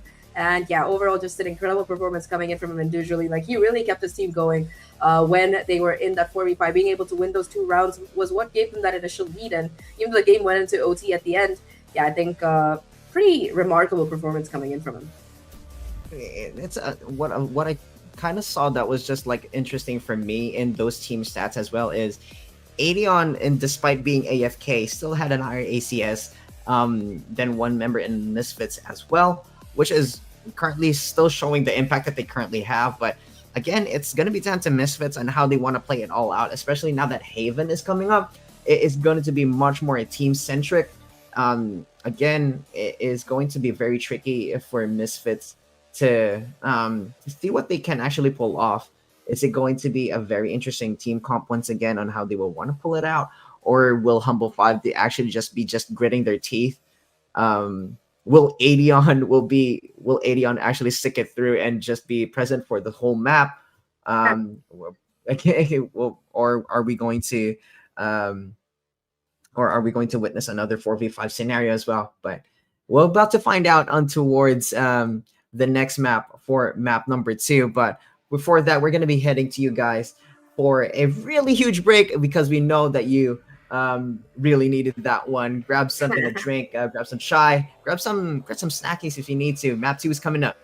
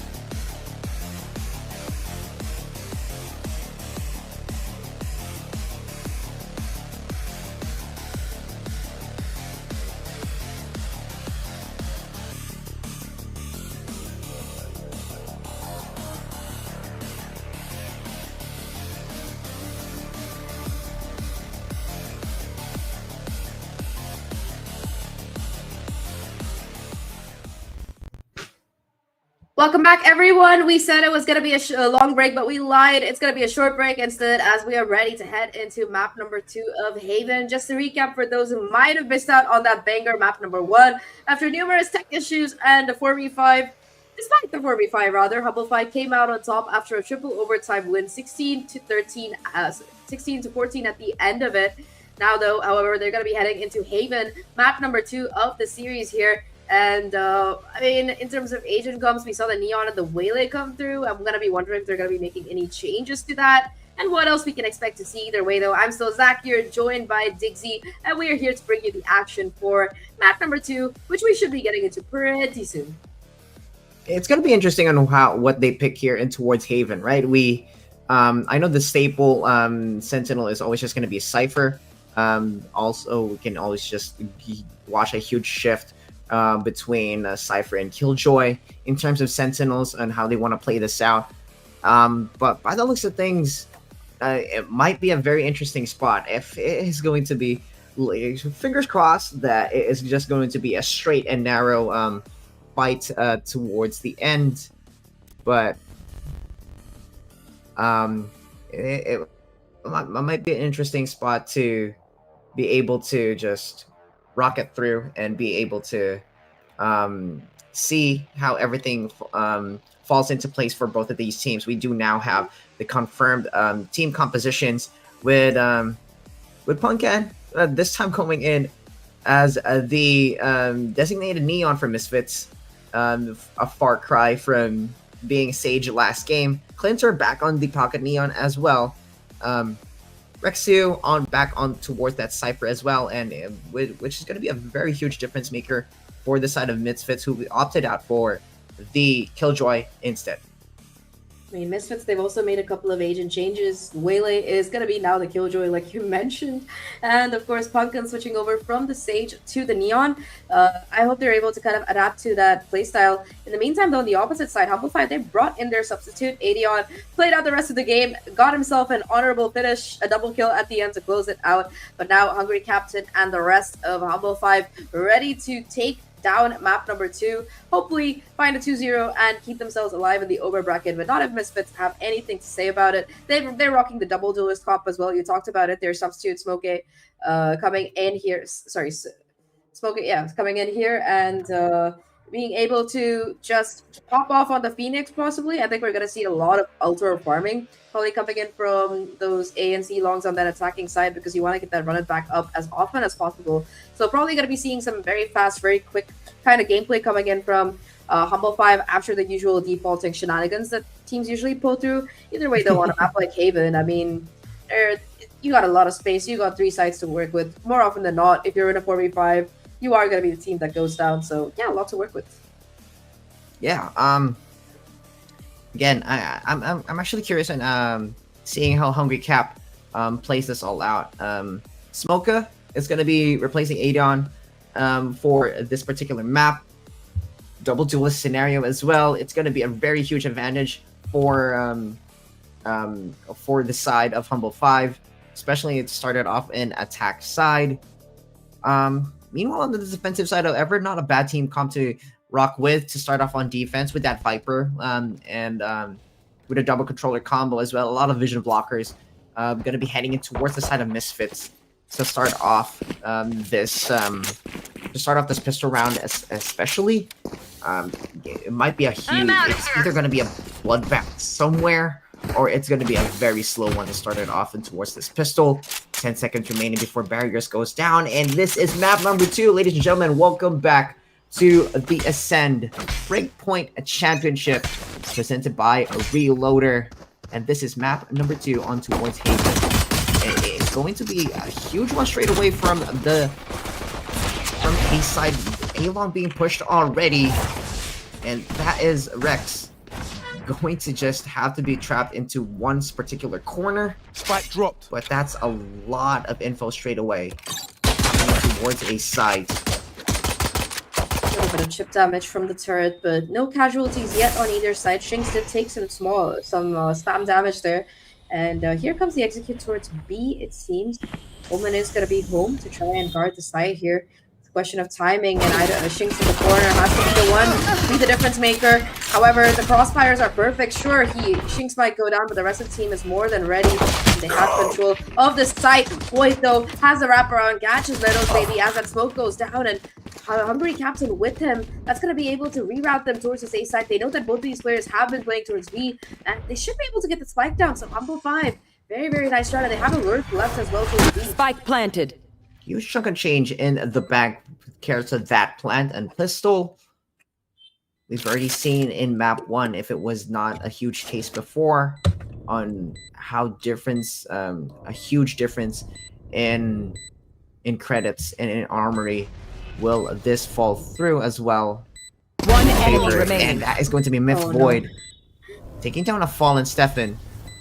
Going to be a pick of Suncan here. Goes for the slide. It finds one, but Hungry Cap goes in for that really huge trade as well. And that's pistol coming towards Humble 5. Yeah, they take it. The double duos not perhaps doing as much as you would like, but definitely the teamwork continues to be there for the squad. And they look ready to keep things going right now. Hungry Captain leading the charge here as the IGL, getting ready to charge up that 100 Fury to boot with the with 3 out of 8 already after that pistol. But on the opposite side, it's just going to be Sheriff's galore. Stefan and Meadows maybe both investing. I think I saw a ghost as well in the hands of the Neon. So yeah, definitely some resources to work with here. But once again, they are just getting ready to go for this Altor farm on this C site now. They're prioritizing giving the Phoenix the ults, which I really like. A bit of a stack. Problem is that the timing is not there on the peak, and Clinter just swings and finds both players. That is devastating right now, and again, just a free spike and side plants available. Spike planted. Now in this post plan, just finding the angles to just safely pass through. Smoka going in for that flash, going in for that swing. Enemy remaining. Finds one and finds the other, and that is going to be Rexiu finding the pumpkin in towards another part of the map. A flawless round coming in towards the side of Humble 5. Going in towards the third round now. This is going to be a very fun round. One enemy remaining. But still, Misfits still need to find their footing. They were able to find a lot in terms of getting a lot of advantages towards the previous round, but it's a very coin flip opposite here. But this time, it's Humble 5 going in for that 2-round advantage. Coming in, and that is a gun left being popped out. Smoke A is going to be down to the count. Fortunate as well, because I think he had that Phoenix ult, so it's going to make it very difficult to win this bonus without that extra player, extra ultimate available. Complete slowdown now coming in from the Humble 5 side. Gonna have to try and work these picks. 3 players towards B. They look to reroute towards the garage angle. The spam comes through, but it's a counter spam and to try and find the damage. Clinter though, actually with the swing, able to find the first one, but Stefan shuts him down. Might be a little bit of damage, a little bit too late. Gun swapping galore happening towards garage, and at least they're gonna be able to get the spike down. Good for the economy, planted. but 2v4. At least Midway does have this upgrade available, has to be able to win out One fight enemy though, remaining. and it's just not gonna happen. Stefan more than ready for it. Spectre in hand. Hungry Captain doing his best to make things possible, but Meadows, baby, he might have had a quiet map one, but he's looking to step up on map number 2, and he gets a 3k in the bonus here, as it's gonna be a diffuse coming in from this. Get your ecos, baby, because it is going to be gun rounds galore. Now, round number 4 coming in hot as well. Both teams already stacking towards armories. Should be at least. We've seen Clinton Right before by a judge and towards these rounds, but looks like they're going to be playing it safe towards a Haven map pick. By the looks of things, it might be a very, very long range bloodbath, hard battle popping in through towards a site. If I'm going to be playing prediction here, nope, it's going to be a very huge, a lot of space being taken towards B sites. Joke's over! And You're so dead! should they. But Placing still a swamp grenade. 5v5. Blink and you miss it, it's already a huge flag. What a scenario here.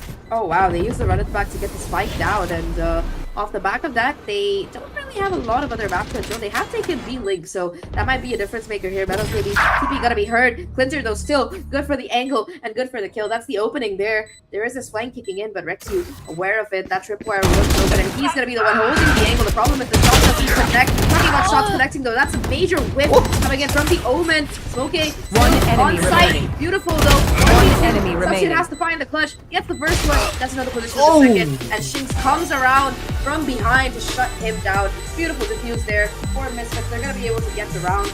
And a little bit too close for comfort, but they still get it done.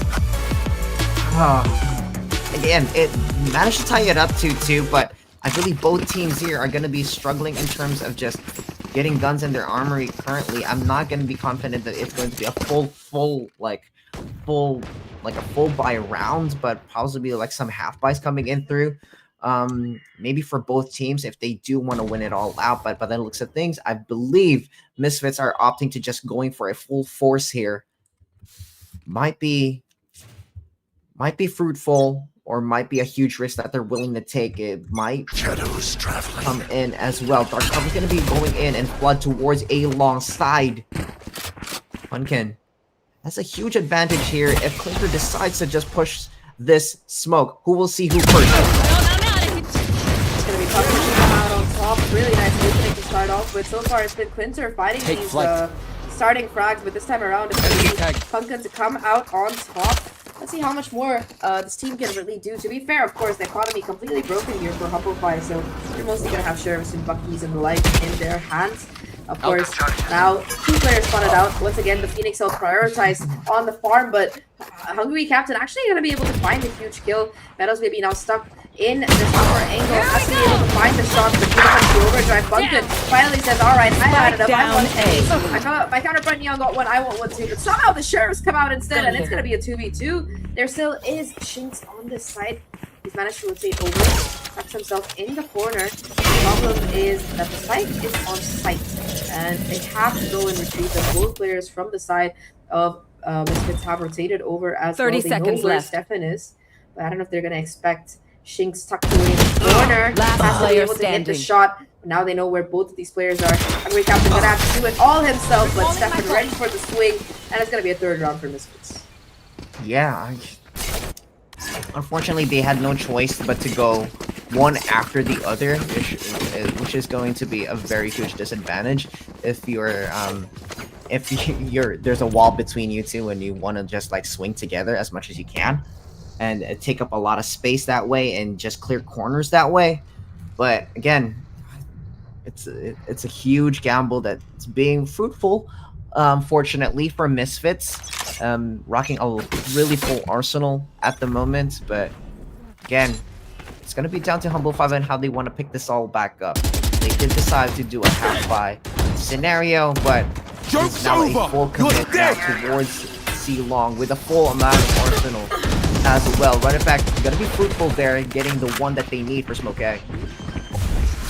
Second run it back, by the way. It has been like 6th round on the board, and he already has used 2 run it backs to really prioritizing getting that Phoenix ult up. But now Humble 5 with the numbers advantage in this 4v3 situation. Major ultimates available for the side of Misfits. They're going to actually invest that lockdown right now to try and clear the space. Mario has a Hunter's Fury to boot, so maybe if they can push the players into the corner, they can try to get them off the angle. Clinter, though, actually going to be pushing forward, falling back right now. Hunter's Fury up early by Mario. Try and find the damage. The defenders are more than ready. enemy remaining. Kills. Smokey and Rexy, though, they get onto site and they fight it out. Not exactly the best idea, I'd say, like using the Hunter's Fury in the open, and they are there for the punish. Yeah, again, it shows how determined both of these players are. Especially when you're getting a Hunter's Fury in the face. One enemy remaining. Had to just bob and weave and just trust your aim and trust your gut that you'll be able to find the shots that you need. Smoka being able to finish it all off with after Sova was just done with their Hunter's Fury. Really huge, really impressive to watch as well. But tied all up again, once again, 3-3. Playing the C angle one more time. Smoka being literally the ore farmer this game. Showing a lot of presence and a lot of information that towards the C long side. A lot of shots being pulled through, showing a lot of heavy sights coming in. But speaking of heavy, the flank is currently heavy as well. But Rexyu need to be very well aware of it. 4v4 though. Oh, you cannot miss that, Smokey. That is... Smoke is not in the right spot there. The sheriffs are just singing through very loudly right now. One enemy giving to try and retrieve Last the kill. player Still though, it's standing. Hungry Captain to try and find the clutch. Makes it into a 1v1. Knows that the Sova was towards the spawn here, so goes for the CT flash. Spike But now, planted. will he expect this garage push? That's the question. It's all gonna be timing here, and oh my god, Hungry Captain with an absolutely ballistic clutch, basically a 1v3. And My quiver is Bro is never so full. locked in, he's not even smiling about it. Yeah, it's just no more. They don't want another scenario of just dealing a 4v5 once again. They don't want a repeat of map 1. They want it over and done with, and that's how you get a statement done as well. Smoka literally 3 orbs away and to just getting their ult back. Meanwhile, the rest of the squad has the respective ult available from the Overdrive, from the Hunter's Fury, from the Neural Theft, and from the Shadows as well. Ultimates galore, and Hungry Captain, what an opening onto Warship. They're still coming through. CX, they're just running it down on the side, especially after that opening kill. Splinter leading the charge to the judge. For a second, I thought he was going to push even more aggressively for the CT, but happy to hold down the board. 4v5, like you said, and Smoka just, I think an Altor, but way from getting that run it back online for the next round. 3v4 in this half. Judge in close range though only finds one. The fam though is Last there for player another. standing. And again, all of these enemies, how much more can you really do here? The answer is absolutely nothing. And Humble 5 get to 5, get themselves another Phoenix Ult. 3rd on the half so far, by the way. It seems like we might find another one. The way Smoke is supposed to have been farming indoors. I think in what way scenario you'll be able to find it, just Smoker just being really proactive in getting the kills that they need, and especially kudos to the team as well for giving him the chance to just farm every ultimate orb that they can get, especially for that swing from Hungry Cap in the first one. It was really huge to get that first kill needed, but round coming in through and just blink and you'll miss it. What a bloodbath towards mid. One enemy remaining. Again, Last so player huge, leaving standing. it down to a 1v1 though, and Void actually gonna be able to run away for his dear life and again make the seaside. Last time it was the Sova versus Sova. This time it is the Omen versus Omen. Same angles, same kind of plan, same kind of play. Void though, I mean, you have to be very careful about how you play this. Playing around in his own dark cover though. It's all gonna be some timing on the angle, and Void is the one to find it. Once again, just coming out on top in these 1v1s is Humble 5, and they get themselves further in the lead here. What a round. It was just Sheriff Spike shots coming down through. mid. Yeah, no ultimates, just One being used enemy on remaining. shots Last left, player right, and center. standing. After the bloodbath in mid, it just comes towards full circle towards a 1v1, and it all went to C. First, it was a Sova versus a Sova, and now we have the Omen versus Omen. I was fully expecting a teleport battle happening towards that side, but I guess, alas, plot is not going to be coming in through towards the caster's favor here. But again, same scenario as well. Mid side being pushed out and being used, but no bloodbath at this time. Slow and steady towards the defensive side. While it's going to be coming up though, they know that it is coming in towards mid, and Meadows had a good first shot there onto Clinter out of all people. Yeah, that's your entry down, so again, you're gonna have to slow things down here. You still have the Phoenix Ult, those that can basically function as your second player. Void, though, happy for the full swing, actually gets the kill onto Stefan, so it's gonna be the KJ as well as the Viper shut down, looking for the third as well. Beto's gonna be there for the counter trade. Joke's over though. Phoenix Ult still in spawn, looking to hold it down. Hunter's Fury though comes through, again just a little bit late to try and deny the plan. Off the bottom of it though, you can see Bunker trying to find some crucial space here. Hungry Captain did take a lot of One damage, enemy remaining. Smoke is still there to try and buy some time, buy some energy for his team. The crossfire is perfect between Rexyu and Smoka. Flash as well to swing off of exactly where Mario is, and Smoka completes the job. This is the Phoenix, so 2 more rounds left, and okay, let me do some quick math here. He's been getting an Altor, he's been getting the plans, and let's say he gets a kill. That's already 4. That's already like 3 orbs, and then he dies, so that's 4 orbs, and you know, you just pick up the 5th orb, and you have a ult for the last round of the half quick mats. Very well calculated already, and again, old orbs or not, Smoka has been very crucial in terms of just getting the shots that they need, and it's just playing around with the flashes, playing around with the team. They didn't even need a really good recon spot. It's just the execution and swinging angles that's currently working well for this Humble 5 squad, and it's actually showing really well as well, with a scoreline of 7-3 at the moment. All elimination victories as well. We've seen it before. We're going to be seeing it again. It is a mid-side bloodbath. Who is going to be dying first? Surely not Clinton, right? This time they haven't been really pushing ahead, have the defenders. It's just going to be the crossfire here. The problem is this Phoenix Blast throws things apart, and the movement of Clinter is just too good right now. The 1-2 punch of Smoka and Clinter together, able to clear out spikes. Spike planted. They're able to get the spike down as well. Clinter looking for a little bit more. Shorty in hand, good enough. And yeah, he is just absolutely farming right now. All gonna come down to Stefan.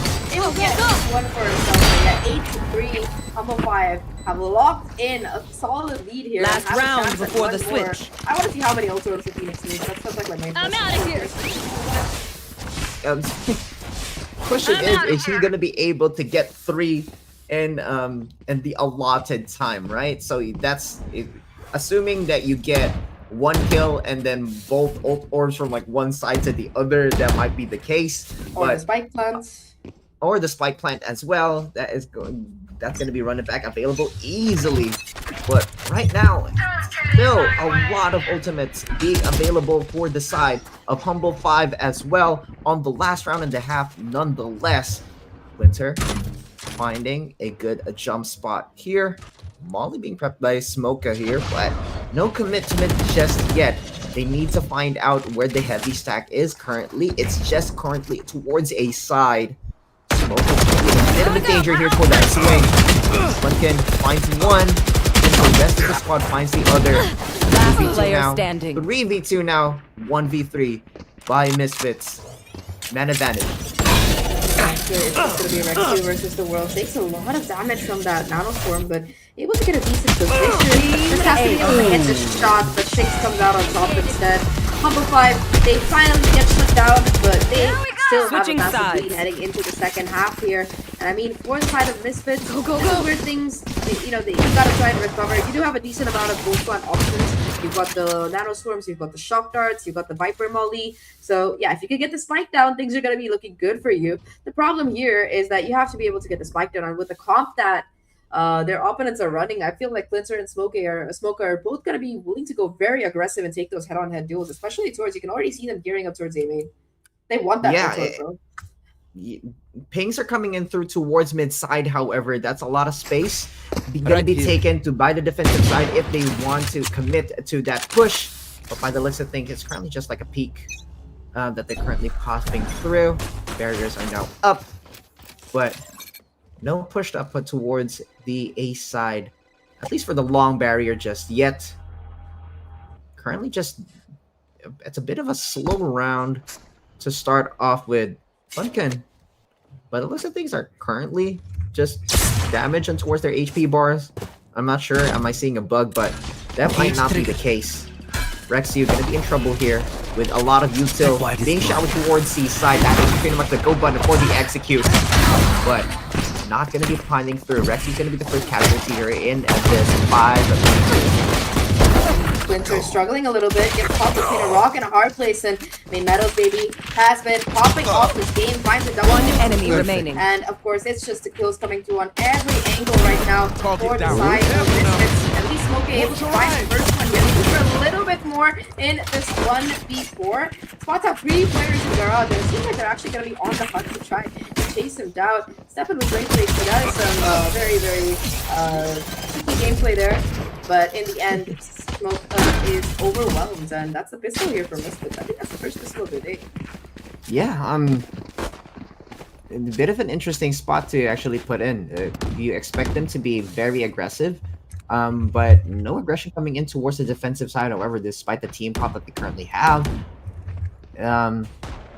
Double controller is going to be interesting to do an infer and execute as well. You do have the dark cover molly combo that that can be properly be used towards C side. It's going to be a menace to deal with. However, GanGan is also being a menace as well, as Myth Void going to be the first casualty for this second round, and 3 real estate coming towards C side. Oh, nice little spot there, but in the shorty battle, in the shotgun battle, Splinter to come out on top. Spike planted. Comes in from Stefan. The problem is the bucket was the only major gun invested in that round. Everybody else was just Sheriff, so yeah, you're gonna have to hit some nice headshots. Smoke up. Already player for Day, standing. trying to find some kills, but it's just not gonna happen. Misfits push out from both sides, and they get themselves a 6th round on the board, and they keep 4 players alive, so that's a very substantial bonus that you're looking at. Ooh. It's an interesting turn of events, right? You currently start to see how both teams like really struggle towards the defensive side. It's been much more apparent now in this map of Haven, more than it was in the first map of Sunset. But if it's not more obvious back then, it's probably much more obvious now I'm in out of terms here. of how they would want to play their defensive side. Again, interesting spot, man. Spike down Gets a mid. double kill, and Smoka gets one onto One Mario as enemy well. remaining. Humble 5 might be a flawless here. Yeah, Shinx has to be the one to deny it. I don't swear who the captain is, but inside it's under captain. Win out the fight. The better guns come out on top here, and you were right.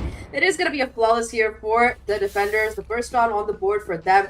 And look at the ultimate starting to shape up right now. Smoka, of course, already with that run it back. 3rd round and a half, by the way, on defense. And this guy already has his ult. Exactly what you want to see. Ready for the retake against this buy versus buy round. Whoever does win this, they're going to, especially if, you know, Misfits can close, Humblefy can close this one out, they'll get to double digits. But more than that, they'll break the economy for their opponents. So let's see how they decide to play this round. So far, it seems like it's a bit of a default coming in from the attack. But the spam from Clinter actually shuts down Mario. Yo, that was absolutely illegal. Smoka decides to pop this run it back and is actually looking to go forward. You don't want to beat this down, ultimate. He attacker just gets spawn. 2 kills for free. enemy Straight up remaining. inside. And Clinter in the meantime just wrecking havoc.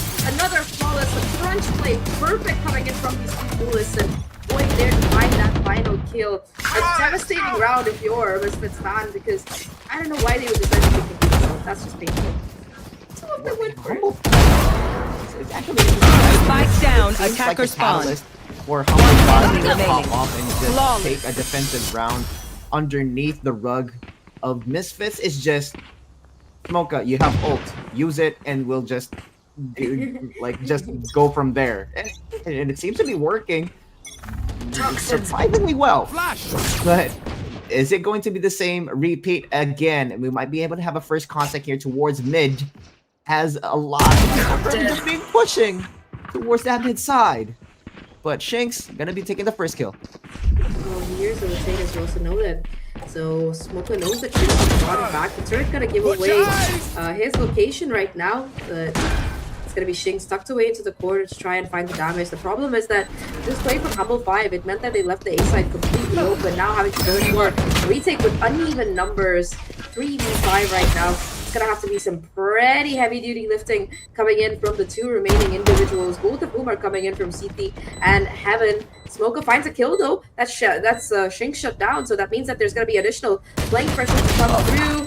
Meadows may be able to find one, but Rexyu on the play, able to find another. Mario shuts down Rexyu though. That's all gonna be up to Smoka. Manages to tap the spike here. They cross each other like ships in the night, and in the end, it's Mario to come out on top. Well, A can't use little that bit yet. uncomfortable for sure, but that half buy gets converted here, and Misfits, they keep things going. Oh, we are 1 score away from getting a good convenience store scoreline, but will it come through for the side of Humble 5? Yes, it was a bit tricky, and we almost got a knife kill as well. The first one we've seen on this whole broadcast, but what a tease, but not going to be pulling through.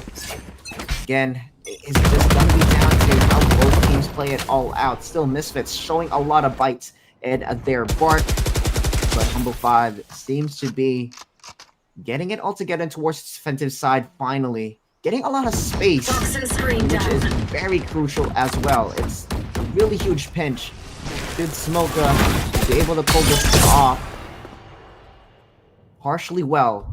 Garage is currently being cleared out. It might be a huge one there. Clinter not going to be hitting that off shot, but Shank's going to be in there for the punish for a B5 now for both of these teams.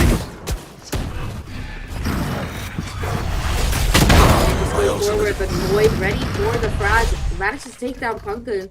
That's gonna be the first kill to come through, and already 4v4 situation. Spike He's planted. to get the spike down, but now they have to take control of one of these links. It seems like Right A here. is where they. The problem is that the paranoia hasn't really connected, and you do still have Hungry Captain ready to hold down this angle. So many of these sidelines have been cleared out, but between Smoker and Hungry Captain, you should be able to find a lot of damage. The problem is the shot doesn't connect. Mario and Last player standing. both go. And all of a sudden, it is just gonna be Rexy left alive. Does have the neural theft. The problem is the time. enemy remaining. Oh my god! The 1v4 clutch didn't even need his ult for it. It's just headshot after headshot after headshot. Clutch. Kiss the screen too if I was sitting that close. And what a forget. round coming in from Rexy. We get the 7-11, baby! It is on the back of Rexy. They get the pull off the clutch of a lifetime. Last player standing. Left, right, and center. Finds ready. the double swing. What a huge one. One enemy remaining. As well. That's going to be in there for the replays. That's going to be in the highlight reels for sure. But Humble 5 just 2 away This is a nice spot. from series point essentially. Flipped my mind a bit, but again, it's going to be down to Misfits to keep the tournament, pretty much the tournament dreams alive. It's going to be down to Myth Void starting it all off. But it's a 5v4, making a 3v4, 2v4 now. Last player standing. 1v3, 1v2. Okay, at least Smoka goes down. That's gonna be the running back available for the next round. Just saying, Viper's Pit is available here for Shinx, so could be the case. They're also gonna hear the Sova drone like clearing out the flank, so gonna be expecting him towards the side. Now though, Viper knows that there is gonna be a flank coming through, and unfortunately not able to find the kill. That's gonna be match and series point hit here for Humble 5. Match point. 1 round away from being able to close this out 2-0 right now, and I mean, what a turnaround of things, you know, playing that map number 1, not having your 5th player for most of the second map, still managing to win it through in triple overtime. Now you're like, I don't know if I can say dominating, but they've been winning rounds so convincingly. And look at this. This is going to be a major swing round. All 10 ultimates online here for both these teams.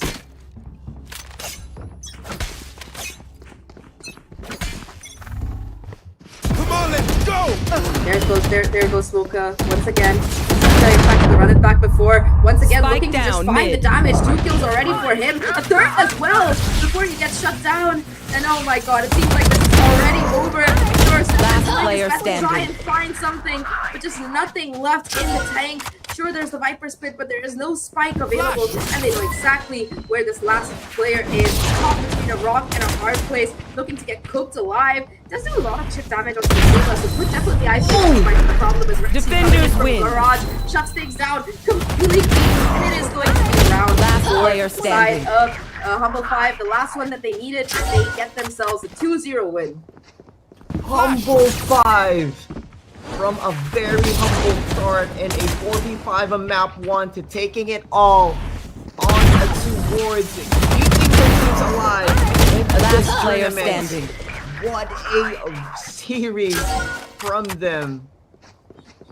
Flash! Huge spark from this 5-man squad as well. Massive shout out to Misfits for still hanging on in there, but still, in terms of outclassing everything that has been happening so far, Humble 5 just very concise with what they wanted to do, whether it's a 5v5 masterclass or a 4v5 clutch. Again, it is really so fascinating to see what a series that we've had here, Zach. 100%. It was a banger from start to finish, and even if it was a 2-0, it certainly doesn't feel like one. But yeah, I'm pretty sure these teams are going to be feeling, at least for Humble Fight, they're going to be feeling very happy. They stay alive in the lower bracket, but unfortunately, we're going to have to say goodbye to Misfits, unfortunately, after their loss today, because with this, they are now out of the Breakpoint Championship. Nice try, guys, but maybe next time. They didn't make it all the way to the top 8, so still shout out to them for being able to make it this far. But now it's Humble Fight who stay alive, who carry on their hopes of being able to lift the title here. And I mean, today's performance was definitely so insane to see, because yesterday as well, I think they had to forfeit their game against one of the teams. I think it was GG Easy, because they had tech issues. So it's nice that they were able to overcome most of the tech issues. I'm not going to say they didn't have any. Most of the tech issues today. And even if they had to play with their 6th man, they still looked really comfortable. Of course, Smoka, shout out to him as well, jumping into this map, picking up that Phoenix, and just being a constant ult or farmer. I counted his ults, by the way. This man had 7 ults in like... Oh, my days. Yeah, in like what, 19, 20 rounds? 6 or 7 ults in 20 rounds. Yeah, that was the impact from the Phoenix this game. And yeah, I feel like ult or farming, that's the way to go. Yeah, I feel like there should be like a little stat in the team stats there where it's like, if production can pull it off in such a short amount of time, I'll be really impressed. But the amount of ultimates that Smoka was able to utilize, it was just pretty much chef's kiss and how to play the agent real good. If anything, I'm actually not going to be surprised if they take MVP for this particular map, because that is a Phoenix masterclass there, and paired up with Clinter, who is in map 1 already was a solid Neon player. Together, they were just a very huge combo to just pursue. And kudos to Misfits for just hanging on for dear life there, because that was such a hard duo to come up against with. 100%. Yeah, I mean, it's hard to play against that kind of aggression and that kind of speed. Looking at the stats here, though, I mean, both teams look pretty head-to-head when it comes to first kills. I mean, to be fair, yeah, we saw some really nice pop-offs. I think Meadows maybe got a couple of opening kills. Funkin as well. Post plans, to be fair, Misfits didn't really have too many rounds to play, but yeah, just not a good, like, the fact that Humble Fight were able to win out 10 out of the 13 rounds in terms of post plans, that also helps them with the economy. Either way, though, let's take a look at the leaderboard here to see who is going to be topping the charts and who is going to be our MVP for each team. Stefan, of course, nice try on the Killjoy, but you are right. It is going to be the 20 bomb coming in for Smoka. Only 1 first kill, which is kind of surprising, but honestly, yeah, 7 ultimates in. Pretty impressive. Yeah, it's in terms of like first kills, and most of them have just been going in towards Clinter or the side of Humble 5 most of the time.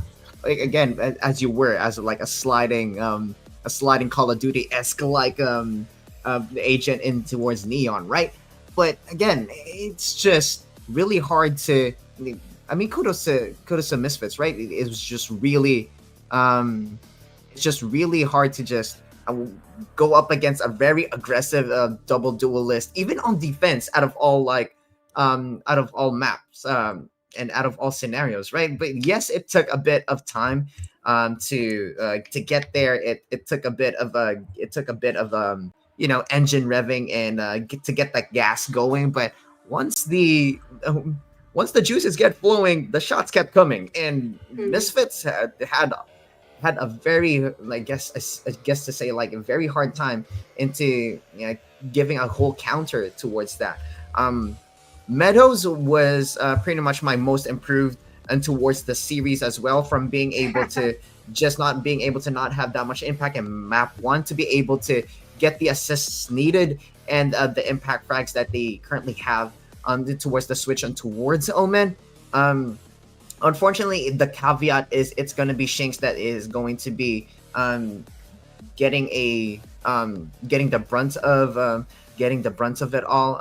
None of the timings that I would see in a Viper, particularly in Haven, was actually being able to like shine through. Most of the time, it's just Stefan popping it off as a site anchor. Even in attack, a lot of the shots that are currently being taken is currently just on the back of the Sentinel as well, which is currently a lot to say. The Misfits pick towards the Neon for Punkin. was pretty much a far cry in terms of performance as well. If I can maybe pinpoint what could have gone wrong towards Misfits side, I guess it's the play style switch up that was really hard to come by for that one particular player. But that's just all mentality stuff that I could maybe just have a good guess of per se. But again, Humble 5 was just very concise in what the plan is. They stuck to it and they went with it, and it's going to be the 6th man definitely going in towards this MVP slot. 20 kills, 13 deaths, KD on 1.54. ACS almost just inches away from a 300 mark. Yes, but one first kill, but again, it's the impact, and the impact that they currently gave was just so much for Humble 5. Yeah, 100%. And I mean, coming in as a 6th player, subbing in and being able to pop off at the highest level, that's definitely a talent for sure. So yeah, shout out to Smoka, MVP of map number 2. And yeah, I mean, congratulations to Humble 5 overall. I think they deserve the win. It was a little bit angsty in that map number 1 with the player going AFK, but despite Adeon only coming back, I think just ahead of overtime, the fact that Humble 5 were able to get to a 12-9 scoreline, even in a 4v5, after a 6-6 half, not starting with a lead, is just a testament to how good this team is individually. And even if, some of the players or Misfits as a whole might not have been able to adapt themselves to their game style, I think that Humble 5 definitely were doing a lot more things right than wrong in this whole series. And yeah, I mean, they definitely deserve the win. Being able to keep that mental up despite having someone AFK, definitely got to be a big help. Yeah, and that is going to be match 1 of Misfits versus Humble 5. Humble 5 still alive in their tournament run. Misfits, unfortunately, we're going to be having to wave goodbyes to, but still, kudos to them for making it in towards the top 8 and towards the championship bracket as well. But after that, we're going to be heading in towards map 2 in GanGan Galaxy versus DUPG, or as we like to call it, as DUPG. Don't go anywhere. Match number 2 is going to be coming up. Go get your breaks, go get your chai, go get some snacks, go get your biscuits. We'll be with you sometime soon. Don't go anywhere.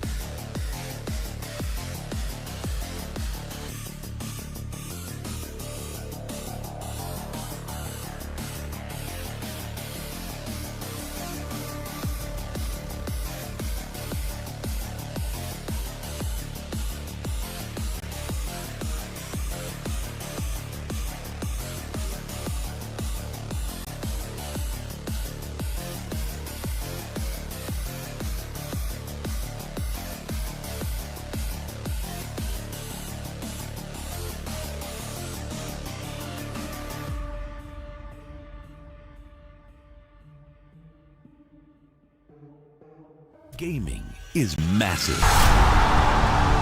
Esports is global. From Seoul to Rio de Janeiro.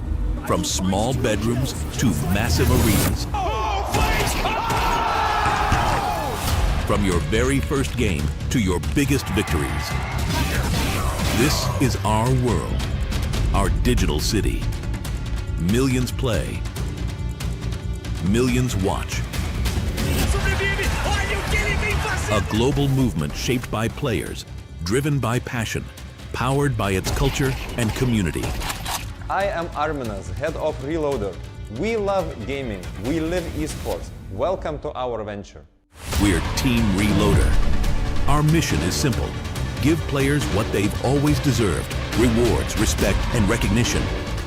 This isn't just about features, it's about the culture we live and the community we build. Play more. Chase goals. Build your legacy. Lock, load, and reload. It's Reloader. Things are just starting. H. To the Ascend Breakpoint Series Championship. It is me, Zach, joined by Sekio for the second series of the day. Just to recap for those who are just tuning in, we got done with game number 1 already. It was Misfits going up against Humble 5. And Humble 5, despite being down a player, they played a 4v5 for most of the second half of that first map. 1-2-0, and they're going to be moving on in the lower bracket. We're going to have to say goodbye to Misfits. But for today, we have a second elimination game coming up. It is going to be GanGan Galaxy, or, you know, as I like to call them, GG, because it's just so much easier to say, going up against DUPG. So yesterday, again, DUPG, they had like a pretty difficult loss. I think it was like 13-3 and 13-4. But today, hopefully they can show some redemption because there's no second chances. This is the lower bracket. And it's me, Zach, joined by Sekio for the action today. How are you doing, man? I'm doing pretty good, and also today, like, you have only one chance into staying in the tournament. You have, that's just like, yeah, you have one best of 3. If you just like, if you lose some, you can't recover. That's gonna be like, as you have mentioned, DUPG had a pretty rough game on the higher bracket, but at this point, I believe it won't be easy to take them out of the tournament. But at the same time, I believe that GG still have a pretty tough choice to be able to, you know, to overcome, to play in this best of 3. It's gonna be interesting to watch.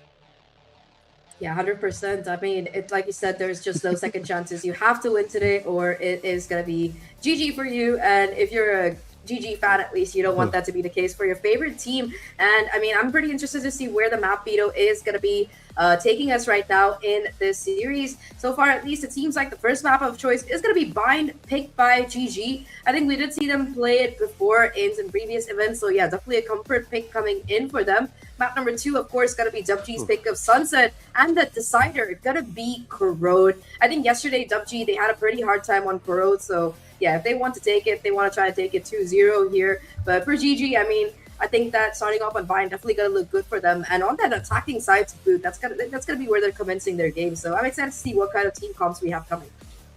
I like the fact that they're starting from the attacking side. Keep in mind that you're gonna be able to at least have a little bit of an extra rounds if you started on attack. It's gonna give you an extra confidence when you side switch. Beside, it depends on I won't say the meta, because like every region got its own meta.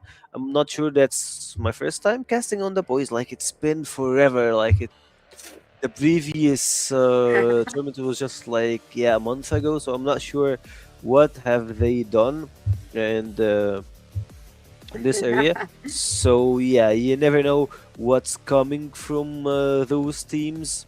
Like, I hope that we can see some good games. I also hope that we can see some good games. I mean, the meta, it's Valorant. Every 2 weeks they drop a patch that screws up something or the other, or fixes something that they already messed up. So yeah, I mean, nothing super intense so far. I think one thing that's interesting that is we haven't really seen too much veto come into play. But let's, you know, we talked a lot about agent select. We've done enough speculation. Let's see what these teams have actually been up for.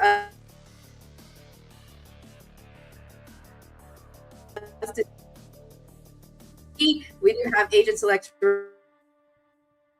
ready to go. So Yes, sir. yeah, We have for the Asian side select double ready to duelist, go. NB put up a clove B end of smokes if you are playing We as a DUPG have player, because a on this lot map of it is Brimstone who is the meta. interesting You also comps have a to Viper watch. double controller for the side of From DUPG. both Very standard teams, I bind comp don't for them, I would say. think that But for GGG, GG are I looking like their that it feels like they're going into something that they're more trying to do. At the same time, I really like that the other team on the red side, they are actually going with some old classic comps that we used to see.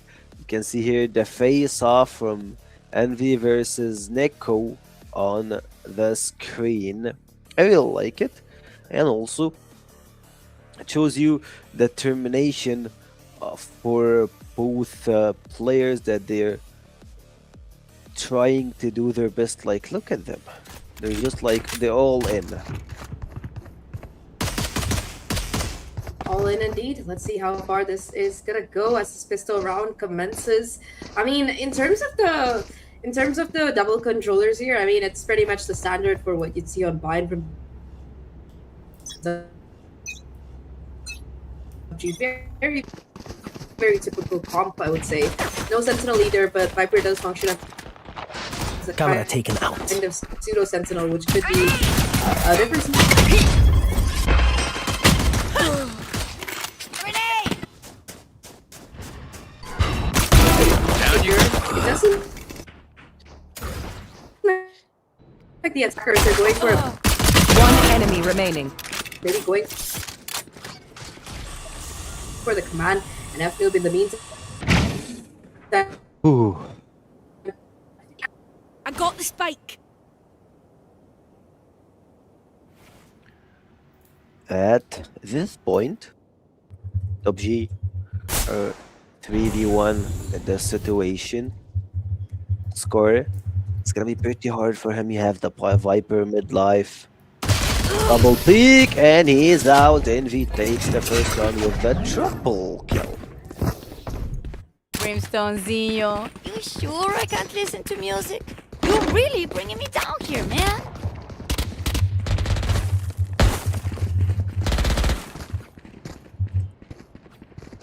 Ooh. A pretty rough start to GG. Like, you got 3-0'd from Envy, got the triple kill. I believe that they're gonna invest in some SMGs, which is gonna help them a lot. Also, you can see the outlaw, which is gonna help them a lot. On the other side, they might be trying to save, like as usual. One is gonna go with the sniper, two sheriffs, nothing much. They're just like trying to have the best out of it. I mean, that was just such a huge nade coming in from Envy towards the beginning of the round. Walker. It's a great start if you're a DUPG fan, just showing off the benefits of having so much utility in that team comp. Now though, on the anti-eco, nothing much to work with here on the side of GGG, where there is this outlaw available, and already it seems to have experienced out similar HP left in the player, but it's the Marshal to come out on top, and that's another factor where you can possibly retrieve here. Envy caught out with the information, looking to go a little bit forward right now, but this time around the Pain Chill's not finding the same impact, although it seems like he just wants to guard the outlaw from being stolen. Helping the outlaw from not being taken. 2v2 situation still. Trying to grab some information. Also, you can see a lot of util been invested in this position. Grabbing some information is pretty important for the players also. Hyper wall will drop soon, and F noob just picks the double. Aim switches pretty heavily, and now they have control over the side, and it's always gonna be this way. It's 5v2 situation, and he's just trying to get into something. He still got nothing to do. Last player standing. Outlaw and Thrifty. F noob just get them, and yeah, 50 round. A pretty impressive start from G. 100%, yeah. I mean, they steal away the anti-eco when they do it with nothing but pistols and a Marshall. I mean, of course, it starts with Mighty being able to find that opening kill towards Showers, but the fact that FNoob was able to find 2 with just a classic, picks up the Bulldog and closes the round with the 3K. A little bit of heartbreak there for GGG, who are now going to be the ones to be on a broken bye of their own as we head into this third round of the half. On the opposite side, though, you've got a couple of Vandals shaping up for both Scar and Nico. So that might be the guns that you basically need to close it out. The problem here is that it's a stack on this A side, and they want to go heavy. They want to go for the push here and be that first point of contact to try and bait out the fight. But it's just a slow gameplay coming in so far from the side of and he finds the first one, but Ducky with the running gun actually finds a second, a third as well. The flash perfect, and Ducky once again left with just 2 members. Although at least Dizzy's is able to find it. Totally worth Juggy triple kill. Or only just Last player standing. with the tray, but Nico won't let you down. It's 2v1 situation. Max with that classic, it would be a little bit hard. Needs to upgrade. Exactly, funds the outlaw. Spike planted. To play it. One enemy Left the remaining. cage. Oh. Max Bring them makes it 1v1. That's doable. Blinding. Some flashes. Max, he's out. Oof. Pretty smart one. And he picks the skin. Yeah, and he gets Look the at this gun and the vibe. skin and the upgrade. The priorities are real. I mean, it was a nice try. Envy is still able to get that first kill, but yeah, the flash from Juggy completely messed up that fire, and both remaining players get completely shut down. Disease, nice try by him to get 2 and bring it down to a 1v1 at the end, but yeah, just a little bit unfortunate that Max wasn't able to retrieve the gun at any point, and now, yeah, it does look to be another round coming in here for full buy for the side of GGG. They have been willing to play very aggressive so far. Wanted to start things off here in terms of action. Sitting inside the smoke, you really don't want to go in dry, but that's exactly what happens, and A-Star finds that opening kill. No vision, no nothing. You have the wall and you're out. This There. point, I believe that they're gonna try to play it a bit slow. He had the early kill, which is from entering any side by FNoob. I know exactly the aim discipline. See the aim switch from him. Just 2 kills makes it even better. Or it's only aim tools. One enemy 3 remaining. kills make it for Nico and GG. They had it pretty rough Spike early planted. on this tournament. They went to the lower bracket, but at this point, I believe that they're looking pretty massive. And then finishes it up with the triple kill. I love it.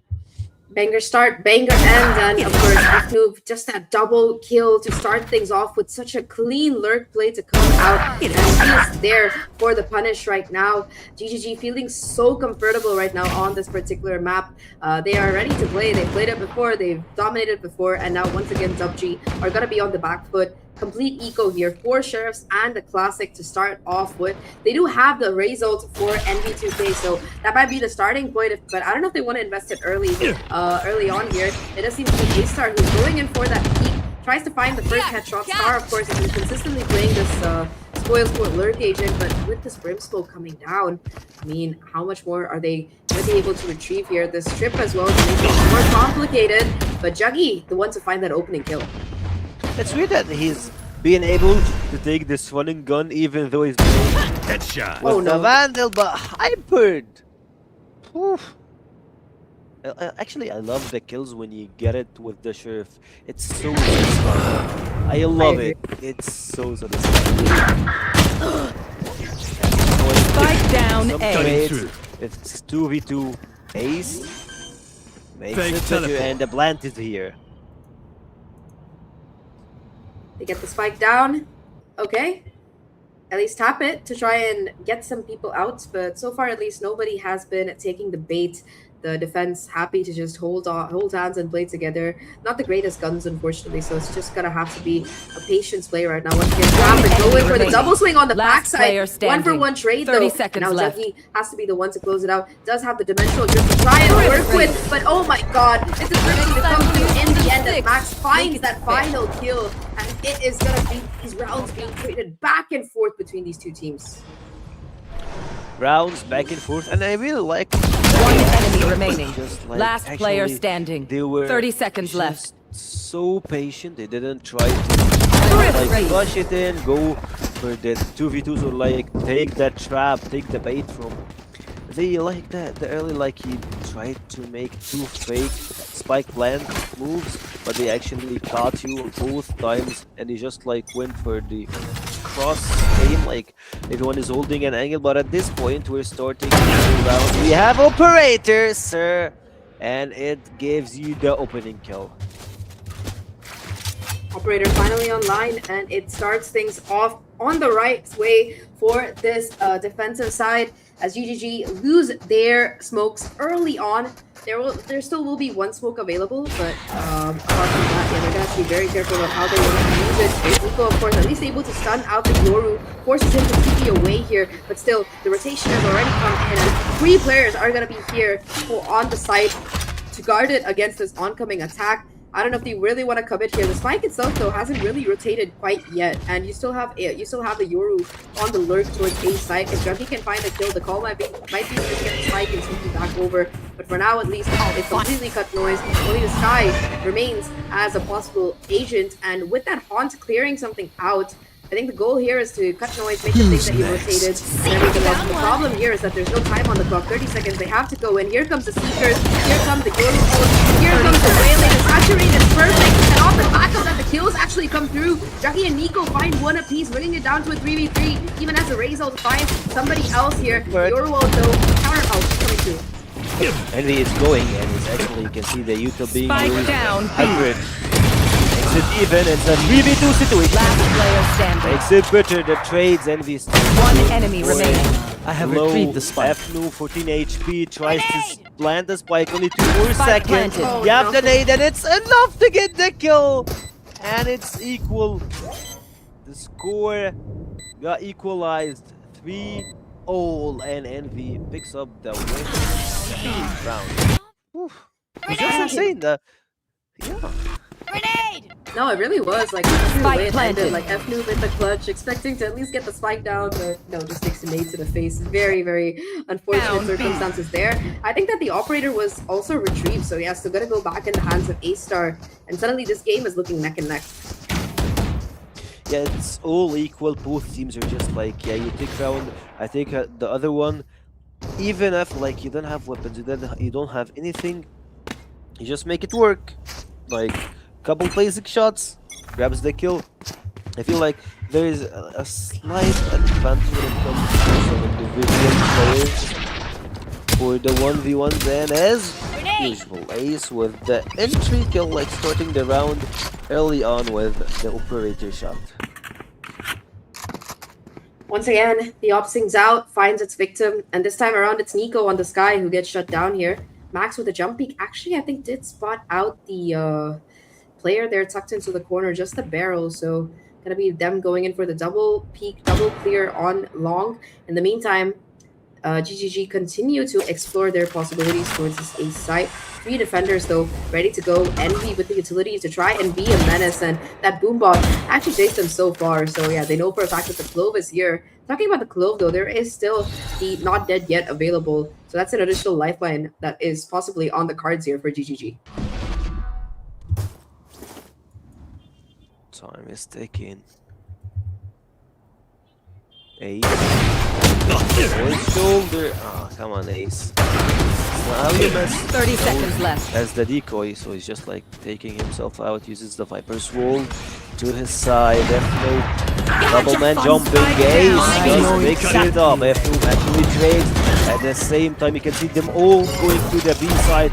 Yeah, full control from the Last player standing. attacking side. Score. 10 seconds left. 4v1, no more operator, and I believe they can pick this operator and Spike save them. planted. Envy trying to do some damage. Looking for the wallbang, it won't be enough. It's a 3v1 and 4 into 3. It's the score. Oh, this GG reminds me of this are one back time on top. where I actually. Back on the top, back, ready to take the lead away. And on this attacking side, they look much more convincing in these last few rounds. They've been looking, despite losing a player early on in both of these rounds, they've been able to recover and keep things going. So yeah, I mean, shout out to GGG for being able to do that. Once again, the economy going to be broken here for DUPG. You're still going to have money for the Marshall on A-Star, but aside from that, it is just going to be pistols across the board once again. And every single round these guys have been on Eco, it's been the same kind of short push. So yeah, GGG are just going to hold on and wait for a possible peak to come through. We already saw a great flash kill coming in from Juggy. Let's see if he can do it again, or if it's just going to be the players from DUPG to come out on top. This time though, the Haunt's actually going to buy a little bit more time, and Nico towards showers is all by himself. Dropped. Nico, I love that he actually just all what he needs is a right angle, and he takes the kill. All the time you can see the dashes. Mighty gets the kill with the shorty and goes back. Nothing happened. Damage done. 5v2. And D1 is just like, yeah, what shall we do now? Got the basic. Got nothing to do. Yeah. All the time you need. You're not gonna be saving any weapons. Or at least if you can pick some from the ground. If you can. Spike planted. Only hope. I don't even know if it's possible because only one player went down. And yeah, 2v4 situation.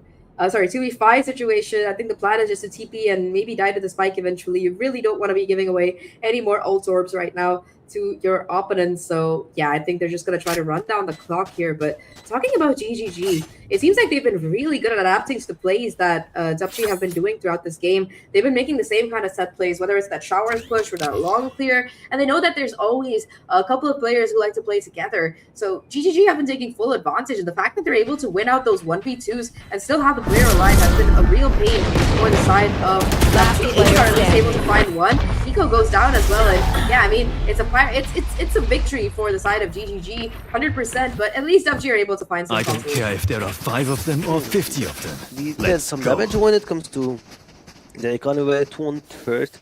Because like basically they just like won 2 or 3 rounds in a row, so it's just like a small something. Ace finally got his operator again. You can see some changes. All Vandals, only Mighty got the other one. I believe like Mighty's just like trying to go for the running gun as he did like in the previous round. He's just like, should I go for it? Or did he just pick the shotgun at the last second? I'm not sure. Like this might be his play. He did actually hurt Juggy. I mean Ace when it comes to gap closing, getting closer to him. And just go with the shorty kill it. 2v1 peek. I've got your Ace trail. just gets out. You can't miss that shot, and now here comes it. 2 ultimates invested, both the conversion shots as well as the seekers, to get information as to where these defenders are camping right now. Already one of them got out to find the opening kill for the first time in multiple rounds. Juggy also takes care of the operator, so now it's a 3v5. Elbow control completely garnered. Only Disease alive right now, trying to play for dear life. He's able to find 1 kill. Nightfall getting invested by this defense. Already on the flank. Lots of damage being done, but Ewan Rollins is actually Last player find the standing. damage right now. 1 enemy Leader remaining. for the Ace almost gets it done. A 4K on the board, but Nico denies the clutch for DUPG. Instead, a 6th round for GGG. Oh, pretty impressive play from both teams when it comes down. And I like the Last player creativity standing. that comes 1 from enemy Nico. remaining. The position, the movement. He's just like aim switches like hell. You never know who's gonna be next. It's 6-3 when it comes to the score. We still have 2 more rounds. It's either 8-3, which is gonna be pretty hard for DUPG to come back from. Like I don't believe that they can have full buy at this point. I believe they're just gonna go for some sheriffs, which means like this round is almost over unless they can get like 2 kills, grab them, get some upgraded weapons. That they're the only chance into this one. They started pretty good, but right now they're looking pretty rough to get back. Oh, shorty. Doing a thing. really comes into play. Not able to find the kill this time for Mighty. Well, actually going to be taking a little bit of damage from where that Viper bomb was.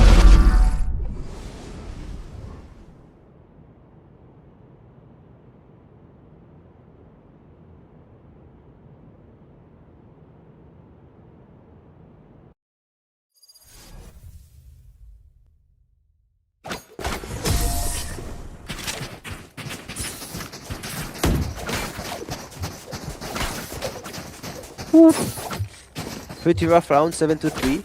Was expected, but this round is gonna be the That goes there. like when it's 9-3. Not I'm sorry, not 9-3.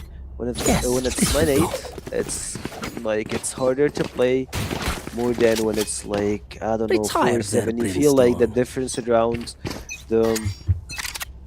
is I'll less, handle and this. also it's a lot closer than you could even just like try to do it. Like you still have hope, but when you go to the 9-3, I mean like yeah, you have the 9-3 curse on your side, but like if you can't be disciplined, if you can't do like take the shots, it would be pretty hard. At this point, they change the situation. They go for the A side.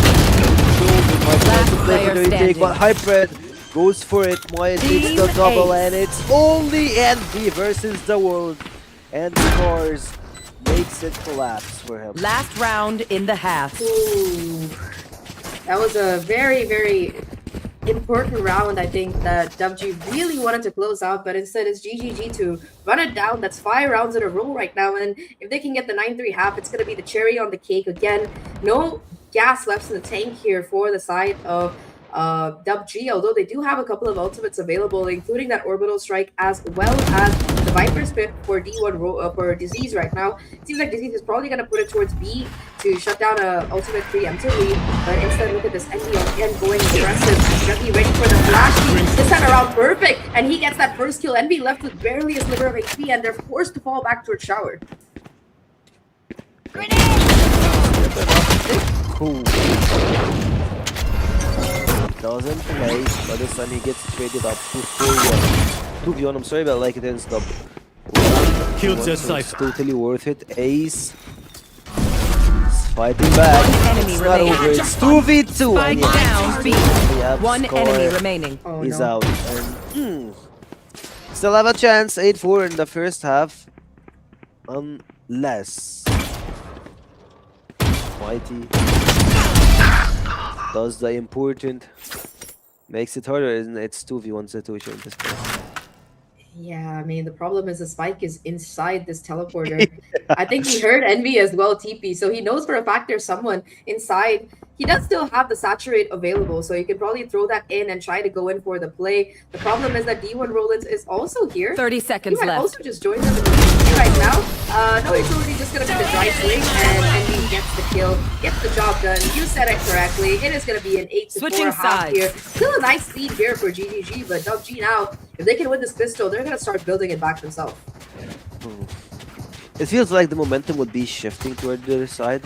Like, yeah, you lost in the first half, but like we all know that this map, it's more of an attacking side.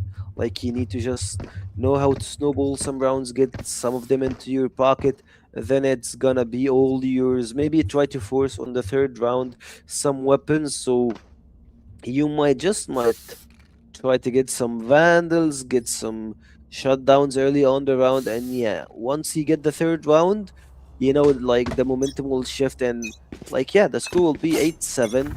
So the difference is gonna be only 1 round. We're just like I'm speaking ahead of time. Like that's the scenario we have been seeing happen a lot lately. Hybrid Here. starts the round hard. Finds that first kill. They don't check the corner though, and Nico gets away with absolute murder. 2 kills for him before A-Star shuts it down. And now, that's the information garnered. They know for a fact that, alright, this execute is coming towards his B side. Spike goes down. Look at the position for the retake right Spike now. planted. Scar has to be able to hold down this elbow angle. He's going to be surrounded on all sides by enemies right now, between CT as well as elbow. Flank though, Mighty caught lacking, and he Last goes down. player standing. Second flank as well does not connect. It's just going to be up to the flow right now in this 1v2. Not able to isolate the dude. And DUPG, you said it, they get started on that track back towards making the comeback. 5th round on the board. They just like making the profit work. 5-8. You just like need to get 2 more rounds. It's all about those 2 more rounds, and yeah, you know, this game is gonna be on fire. We have seen them like grabbing a lot of rounds early on the first half. It was just like, yeah, you take one, you drop the other one, and it was just like this, like you're playing ping pong. You get one, I get another. I get one, I get another. So you saw GGG just takes it away and picks 4 points on the same. But at this point, I believe that they're trying to rush B. No one is home. They're just trying to play on the retake. A lot of util invested. No one is home. Spike planted. Spike plant and been tucked away inside this hookah angle to try and find a kill after the smoke fades. But I like this from the side of DUPG. So far they haven't really bothered going for any of this hookah space, knowing the danger of those shots. And instead, there's just gonna be a jump in from the defenders, like the Avengers. The problem is that there's a molly and there's a whole firing squad just waiting for them from every single angle.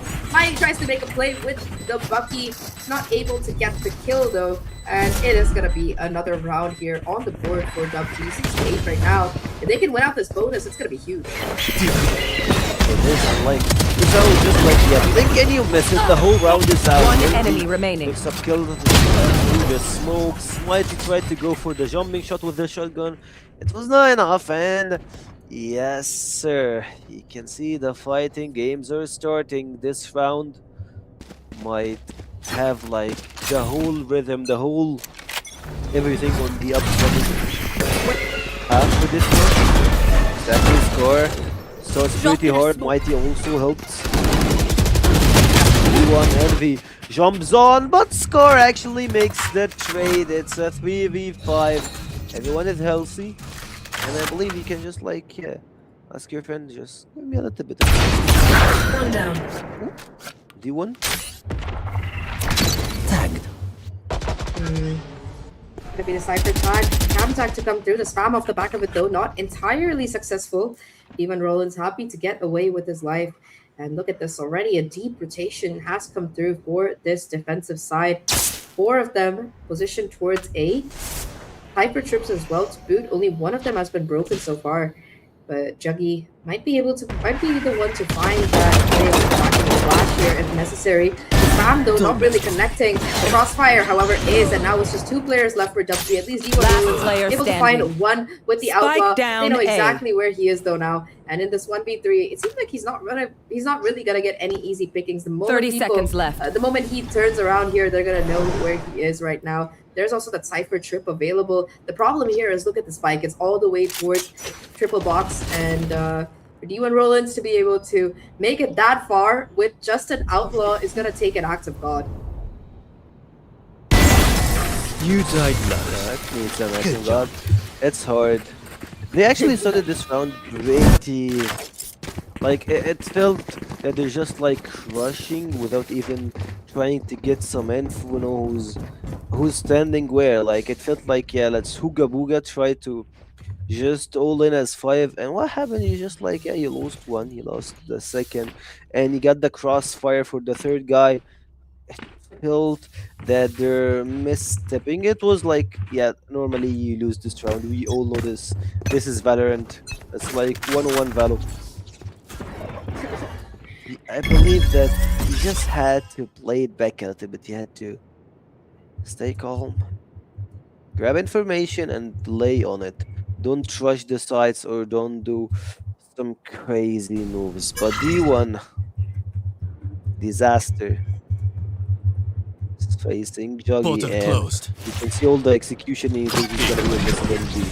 And also, Gonna go for the execute. The spam from FNoob is perfect. He's actually going to be able to get a kill. Scar finds one of his own as well. And those are such two crucial opening kills for GGG, especially taking down that Brimstone who has been so annoying with these smokes round after round. Once they've gotten their buy, they seem to be the ones in charge. A little bit of a gun swap as you have a Yoru Last available player to hit standing. the gameplay, but Spike oh my down god, Mike A. finds 2 kills all of a sudden. Just gonna be 1 player left alive right now. For a second, it looked like DUPG might have been able to kill it back. Now they know exactly where D1 Rollins is. Flashed into oblivion. 3 players hunting him down. Goes for the feet. No chance in hell. And GGG, they get themselves to double digits here, 10-6. Double digit, you have 4 rounds difference between the other team, and it's getting closer into ending this one. You can see, like, yeah, you have to call for a timeout. I believe that you had to take it early on, not this time, but like otherwise you have these upcoming rounds. They are pretty important. It's just like the game decider. The first one, even if it goes for GG or DUPG, one of them is gonna step down. And like at this point, if this timeout didn't pay for them, didn't get the goal, didn't make them got what they actually need, I believe that GG, if they won this round, they got the game. Long way to go though. Timeout gonna be called now by DUPG. 4 rounds between them and their opposition. I'm not sure about what the economy looks like, but after that loss, it's probably gonna be them in a difficult spot. GGG, on the other hand, they have so many cards to play right now. The only problem is that DUPG are the ones with the ultimates, but the way that GGG have been playing, they just haven't been given the space to use these ultimates in the first place. Envy, though, it is going to be an eco round for DUPG. Envy with the Showstopper and the Bucky could just charge down and try to find an opening kill. If you can take down the Cypher or somebody else on the site who's playing Anchor, it's going to definitely play spoil sport. But instead, it's just going to be a straightforward push towards A. You've only got 2 players home here, the Yoru as well as the Clone, ready to try and anchor down the site. And at least the Boombot is not going to give away any info quite yet. Juggy, in fact, going to reaggress. Ooh. I believe that they might try to use, as you have said, like the Showstopper, but it's open. But at the same time, he hears them jogging. He's just gonna play it safe, gets one and gets out. That's how you play. Playing safe, hearing the util. The smoke jug actually makes it a lot easier for them. The face from D1, pistol shots won't be landing anywhere. The double goes for the triple. MIT gets them to 11 rounds. Bad, it felt like, yeah, you have bad economy, but this round you can't lose it. It's game point. Match point, game point. You have to try and close it out. Last round, at least you didn't use any of those ultimates we were talking about, so you're going to have a lot on the line here. Viper's Pit, Dimensional Drift, Showstopper, as well as that Orbital Strike, all available to try and get through this particular round. However, you have to win it, like you said. There's just no hope, otherwise you're going to lose your money, you're going to lose everything else. Star is going to be the one to start us off with this early Dimensional Drift. Spots out the first character. You're going to TP away, reposition, try to give us position back now. Here comes the Showstopper right into Scar's face. Just finds a kill onto Envy in the meantime. Now the problem here is that the Globe is hungry for a kill right now. Not going to be finding one as Hybrid takes them down. 3v4 situation still, as GGG still have the numbers advantage right now. On site, solo anchor, FNoob, one enemy remaining as well, and it's just Spike down apart right now. No hope in hell. The shorty to close things out in style, and that's gonna be match point for GGG. I'll handle this. My defense was a style, as you have said. Like, yeah, you set it around pretty good, you picked up a kill, and then you over-possessed. You tried to go for extra one. Like I never left! But what happened is just like, you got the crossfire, and you just like had the Mighty instant. Like, speaking of Mighty and speaking of the whole team, I feel like we're missing on Juggy and FNoob. They're doing pretty impressive work when it comes to controlling, and when it comes to having this crossfire set, like, you have one on the right, the other one on the left. You pick one, and both of them are gonna be able to kill your Hybrid. He's out. Spike and down this A. Juggy, you know him, you saw him. Whenever he sees your shoulder, your head is out. Yeah, I mean, he's been great throughout this game, and yeah, DUPG once again on the back foot, losing their controllers so early on is a problem, but the bigger problem is that the spike is dropped in the open. And already the rotation has come through from these defenders to hold on to it. The neural depth as well, insult to injury. They go in for the fight, FNoob and Scar find the kills respectively, and it's just gonna fall down to the Raze to try and deny it. Envy finds the first kill, but now surrounded on all sides by enemies. Inside this shower's angle, what can he really do here? Two of these players are quite low though, so apart from Juggy, so if he can find at least one of those kills, it's gonna be a good start to start off with this slow smoke fading now though. It's gonna be the contact plays. Gets the first FNoob in the corner. I don't know if he was spotted right now. The shorty in hand though, you have to be very careful about how you clear this corner. 30 seconds left. On the clock. You have to go for the spike. FNoob though, tucked away. I don't know if he's gonna be expected right now. Shorty in hand, ready to go, and it's FNoob to find the final kill. Defenders 13-6, an utter stomp coming in from GGG as they take their map pick. 13-6 the score. I really love that she's just like FNoob is just standing there. 30 seconds He's left. not moving, he's not hesitating, he's not even looking right or left. He knows when and where to use the trigger. Goes for the double shotty shots and switches to the gun, but the shotty shots were enough for him to get 30 the seconds W. left. And GG picks the first W on our Pistol 5 today. Envy was the last victim. W on a pretty tight match. You lose the second match, you're out of the entire tournament. Out of the tournament indeed. Sorry about that technical malfunction, but we are still back. So yeah, already it's gonna be GGG coming out on top here. To be fair, this was their map pick, but it looked very dominant despite that first half being somewhat back and forth, I would say. Towards the end of it, it was like 5 rounds in a row for GGG, and they definitely managed to push that lead further. A little bit of hope there in the second half for DUPG with that pistol win. But yeah, after that, it just seemed like impossible for them to really be able to pull through because GGG just had all the cards. They didn't even use a lot of those ultimates that they had because they just had no opportunity. And that last round was just a complete slaughter with the spike being dropped, with it being surrounded on all sides by enemies, and just no hope in hell of being able to get it down on the site at all. The shorty finding the final kill is just insult to injury at this point. Yeah, it's just a really clean display of strats and of course just shooting coming out of the GGG side. Yep, and this game, like, it showed, like, yeah, even though that's not their map, I believe that DUPG actually the ones who picked this map. So I'm not sure, but like it feels like a 2-0 for me. If you're playing like this into the map that you're not comfort in, like I still I don't have like the enough information to say like, yeah, they have, like, you have normally played this map, but like I'm not sure if it's one of their best maps. You never know.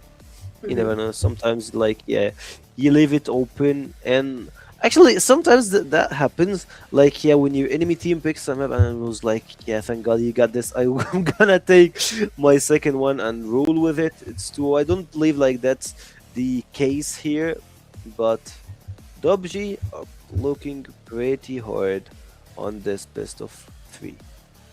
Yeah, it's not been a good start for them for sure. I think that it's looked very difficult for sure. They have a lot that they need to do if they want to fix things in the next map. And like you said, next map gonna be their opponent's map pick.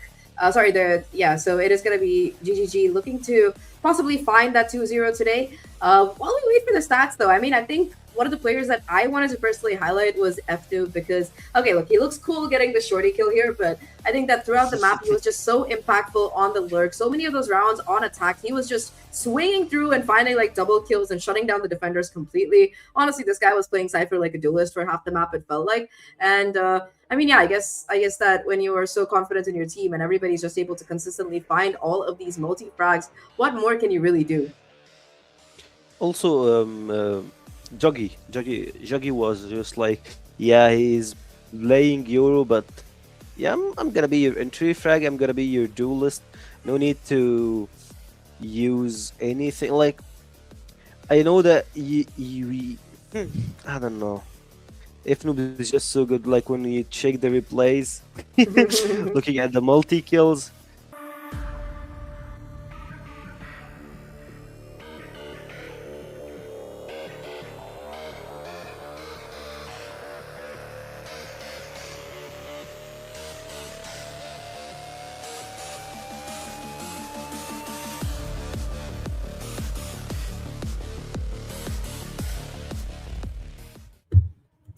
Hello, everyone. Welcome back here to the best of three between GGG and DUPG. We just saw GGG run amok on Bind, which was their map pick. They managed to win it through. Now, though, we're going to be heading over to Sunset, which is what DUPG ended up picking. And after the dominant showing that we saw on Bind, DUPG, they're going to be like one map behind. They're going to have to recover their mental and pick it back up as we head forward into the series. It's still me, Zach, joined by Sekio, and we're going to be the ones bringing the action. So after map number 1 of Bind, Sekio, what are your thoughts, heading into this number 2?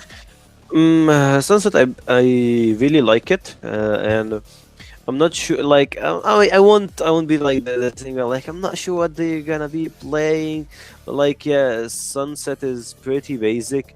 You need to just go for what you're confident on. Like, Sunset, I believe, like, it's not new. Oh, my tongue is just stuck again. Anyways, like, yeah, you're not gonna be normally the agents we see on Sunset. It's either you're gonna be playing with one duelist, double initiator. You can go for breach, you can go for clove. Gecko, I'm not sure if he's still viable till now. Also, like, since like the few changes, Tejo is still an option. I'm not sure. I need to do my homework. I ain't gonna lie. Oh yeah, you tell me. Okay. I'll update you. Yeah, Gecko's not doing very well. I think most people just prefer solo on this map when it comes to the initiator. Sometimes teams like to run like a double initiator. I think we saw that in the previous game. He was running. I think that actually works really well, especially since most teams tend to run like the Neon as they still do like the double duelist. I saw somebody. Sometimes teams run a double controller, but I feel like most of the time people prefer the Cypher or the Vice because it's something that's a little bit more stable. So I'm pretty sure that this is probably what we're going to be seeing in terms of agent compositions for this map at the very least. But I don't know, people could always surprise us. I personally really like the double duelists coming in from both these teams, so I do hope we see more of that. But yeah, I think when it comes down to the controller, at least there's one thing that I'm like pretty sure we're gonna see. Like I can bet you money that we will see Omen on both of these teams, because I think from the map's inception until right now, Omen has been the controller of choice, whether it's his verticality, whether it's his paranoias. Just being able to hold those elevated off angles has really made him very Is it identical? to play against if you're not a fan. And yeah, I mean, looking at the composition, we are right in our predictions. It is going to be the Omen on both sides. Sova for both sides is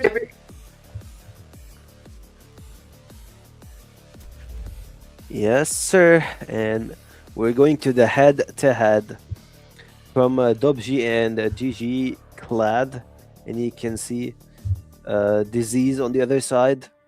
D1 Disease. They just like they're all, and you can see the inner ears. I really like them.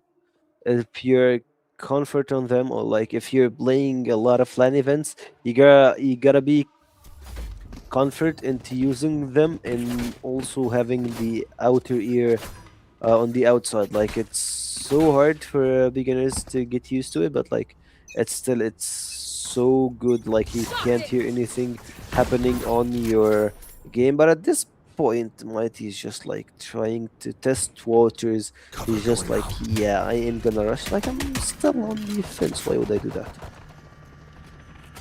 It doesn't matter whether you're on defense or attack. This time around, they're talking about the attack. It is going to be the DUPG, the ones leading the charge. Max finds 2 already on the Cypher, but the double peak, he manages to do a lot of damage, but still gets the kill. I don't know how you end up fighting that one, but yeah, GGG, again, just not looking very good in this pistol as DUPG just charge forward and get the spike down. This is their map pick after all, and they look very, very convincing well on it.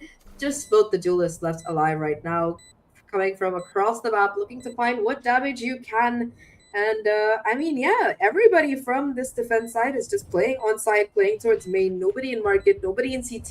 It's all gonna have to be manual peeks. Mighty at least able to find the first one, but there's no utility available for either of these duelists. So yeah, it's gonna be pretty difficult in terms of the retake. Paranoia comes through, actually connects onto Juggy there. The breach flash as well. Mighty finds another kill though, so suddenly this looks very possible. 2v3 situation, but Mighty only able to find one before being shut down. Dizzy's for both of these kills onto the duelist, and it is gonna be the pistol coming in for DUPG. Oh, I felt like if he just waited, Mighty waited for anyone to try to get the one who's trying to defuse. It was Mighty and Juggy. Like I believe that you could have bought a little bit more time for Juggy to defuse, and also if he played on the time, it would have been a lot better for them. They were waiting, but at this point, I believe that we're having a technical pose, not a tactical one. You can see the balls here, and like maybe some of the players, one of them is having a ping issue. No ping issue. You can see ping 9-8. I wish that I had those. Like they're Me just too. like yeah. Oh, yeah. Mighty got 48. Sorry, 42 ping. Yeah, that's super high. Come on, guys. That's unfair. Just kidding. Yeah, still the technical pose. Technical. I'm out of here. Actually, I really wanna know. Oh yeah. We have someone who's not moving. It's Diggy. Yeah, he's back. Cutting through. He's back and we are ready to go. I mean, the anti-eco round, Juggy gonna be pushing up mid here. Envy 2K already finds a 2-kill. Juggy tries to TP away, but Envy immediately finds that trade on the refrag. Looking to push forward now is Mighty. Has taken A lobby control, knows that it's probably gonna be a B hit or a mid to A hit. Either way, D1 Disease just ready for the swing on this peak. You're gonna have to expect this player though, and Mighty with the Bucky is the one to come out on top, making things a 3v3. Soma Drone gonna be invested to clear out all of the space, and Mighty actually gonna be the one to get forced back right now. Also Scar with the TP towards mid actually might be able to pick up a gun on the way towards the A side. The flank has come in. Mighty towards elbow with the Bucky, but the site itself has been taken right now. Pretty much all they have to do is cross this area and they should be able to have access to the site. There is that crossfire though between Mighty and Clad, but they're not even going for the side. They're going to look to go towards A instead, and it's a great call because all of these defenders have rotated towards B right now. Yeah, they still have the trap wires. This might spot 30 the seconds left. flanker. At the same time, you can see Max going through A, but Mighty makes the trade. Player standing. Also, it's gonna be pretty impressive. It's 2v1 Spike score. planted. Left with a Sheriff in a dream. Looking to get Max is someone. Sorry, go on. Whiffs. I mean, 1v2, yeah. Max is very low here. Half HP and a dream. The problem is, so is Scar. Looking for an attempt to maybe tap the spike, try and stick it. The problem is this recon dart already. There's a spam to come through. Might be able to find the timing. Gets the headshot onto the first player. The spam, though, a sliver of HP is all that's left. And oh my god, Scar actually got glitches time. it out. He does have time. He Yeah, got he gets time. the 1v2. He got and time. He gets the defuse. What the heck? Yo. That was fun. He's a beast. Actually, it would have been a lot better. I believe like if he didn't reload and he just like went for it. Like check on the replays. He just like laid across the vision from the smoke and he went for the tunnel. He just got the first one and then just like yeah. Took time, reload, and took the other kill in it. 2v1 cinematic 1v2 scenario. I really loved it. The movement, the energy that he delivered to us. And right now we're starting the third round. Then check the echo and the weapons. But Mighty is a better shotgun player.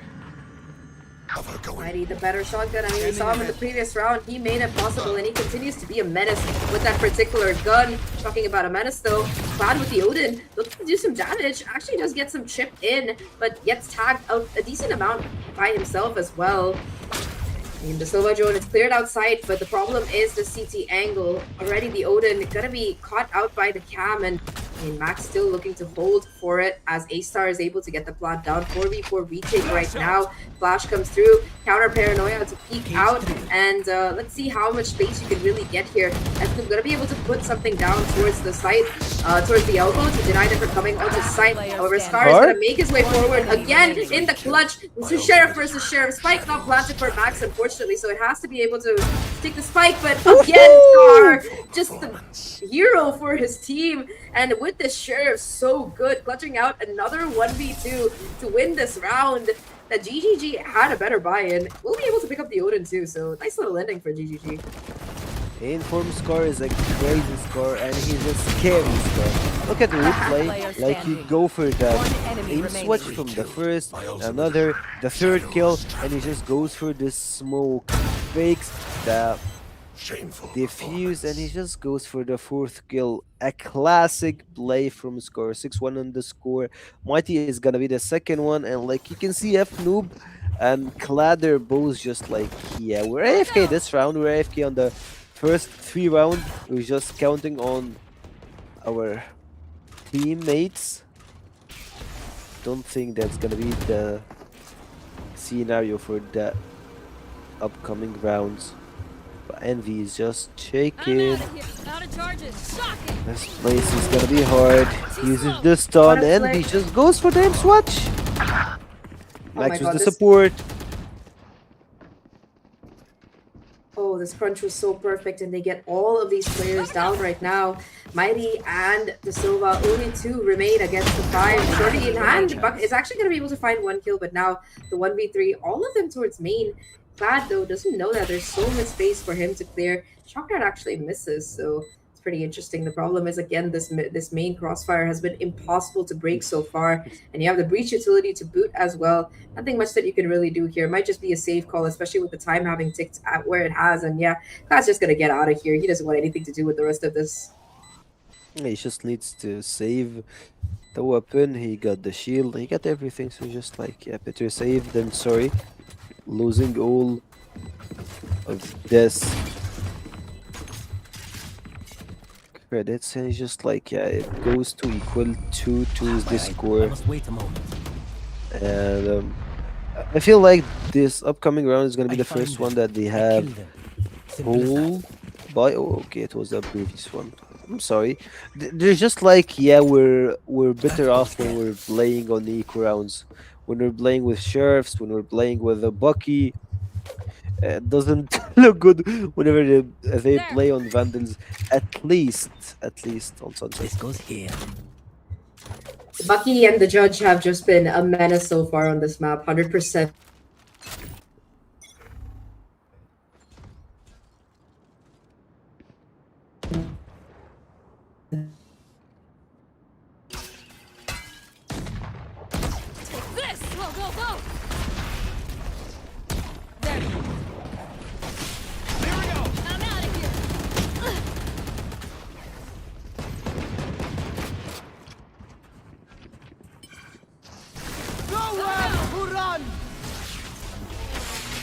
Ooh, you can see the ultimate being invested from Ace, and he's still here.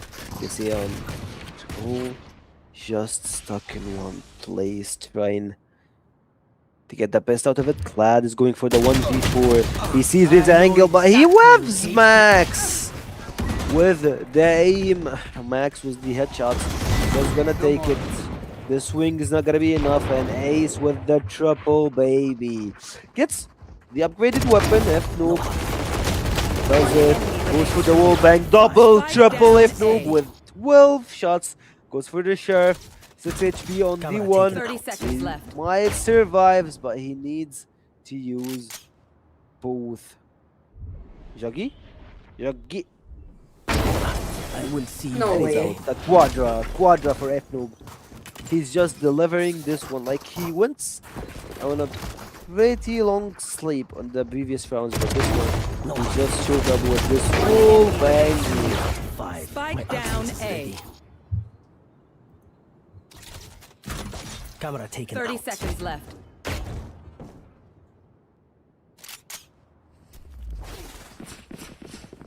That has to be absolutely illegal right now, I gotta say. Oh man, just the Odin picked up from the ground. F-Noob in the corner with like less than 50 HP, able to close out kill after kill. Now the Plaid, the Dark Cover actually gonna let him hide in the smoke. Now has the reveal to come through, but look at this, the Neon already pushing through so far ahead. I don't know if the Spike down mid. heard Spike socket. this or Enemy remaining. caught the sound cue. Juggy able to find one, but toward the market, Almost out. it is Envy Spike to planted. find these crucial for watch out. Ooh. It's a 3v1. Gotta go.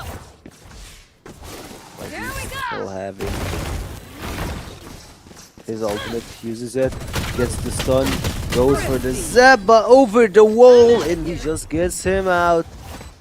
You wasted your ultimate, you wasted everything you have for the upcoming round. You just tried to go for the clutch, it was not enough. Like Envy got the butcher out of that. Like he tried to trade, but it was not a fair trade.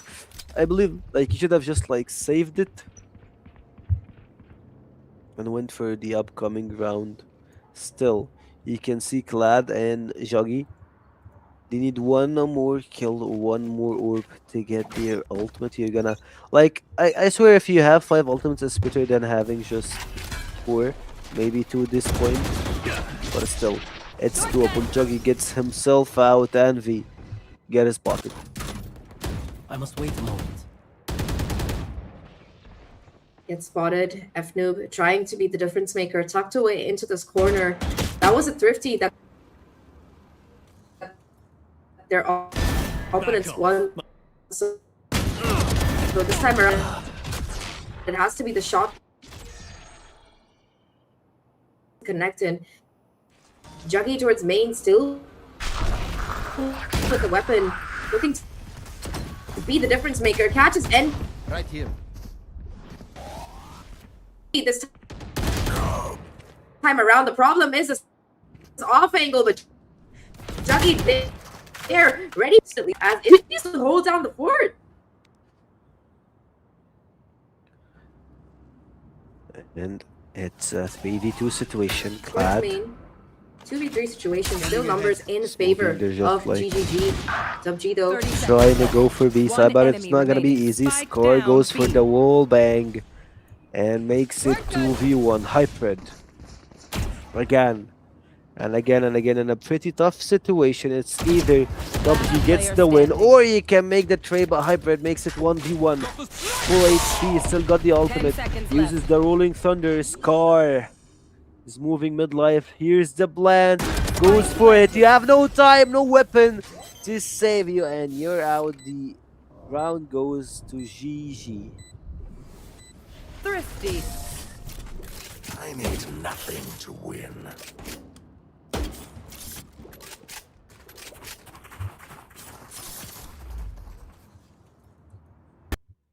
Back off.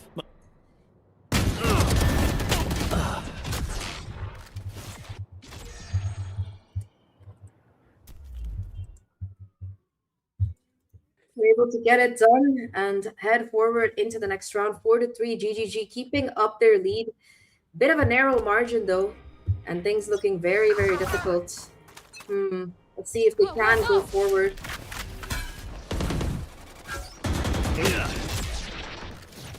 Time to Let's see. Juggy looking to play aggressive. There's rushing just B, but at the same time he uses the teleport to survive. F-Noob just like holding this angle, needs some assistance. Whenever he gets the point, Scar gets one, the second, the third. They're just filled that it's over, but Hybrid will let it down. And at this point, it's a 2v2 situation. Mighty He need can to step find up a little bit. He can hear the the plan. Mighty might just reward. go for the head, and the crossfire Please, might go time for around Hybrid, and- but Mighty ends it. 5-3 is the score, to and once again Gan lead the charge. GGs are just like Towards me, getting the best out of it. And look at this replay. If Noob's position started it well, And also the assist from Mighty, everything just helped them to deliver. One enemy remaining. Spike down. The flank from Mighty as well, just perfect there. Yeah. Kills being found. Headshot after headshot. Just did not expect him to be there. And again, GGG starting to build up the lead. We saw a similar case in the previous map where they had a bit of a slow start, but we're able to catch up real quick. And this round again seems to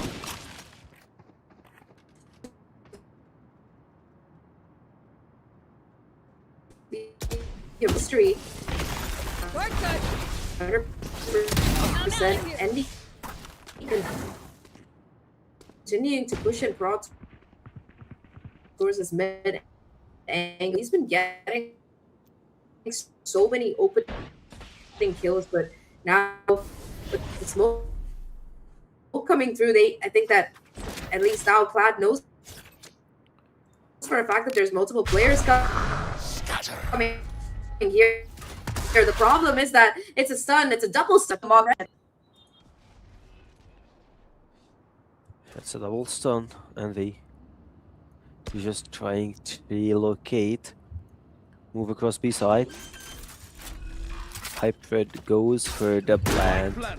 On the other side, I believe that they might be trying to go for the play right now. You need to get information from FNoob. Look for the body. Ace, Store. Just aiming for heads. Joggy is actually grabbing information. Mighty might help right now. And FNoob is just throwing the cage. You can see the multi-stun, they're going for it. FNoob gets though first, gets the second, but NV trains at the same time. It's not gonna be that easy. 5 HP by FNoob with the basic pistol. It's a pretty important information on both of them, but it won't be enough. They just like relocated, changing their position, and we're getting closer. 5-4 is the score, and we still have 2 more rounds in this first half. Yeah, 12, 3 more rounds, sorry.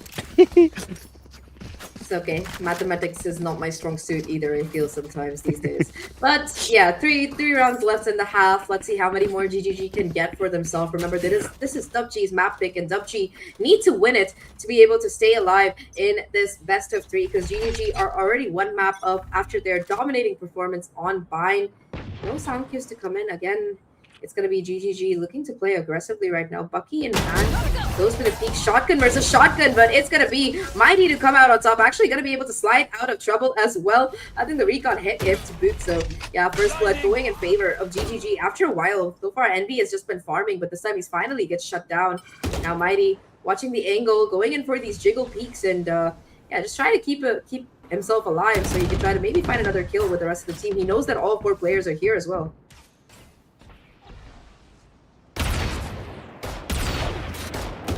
Cage trigger.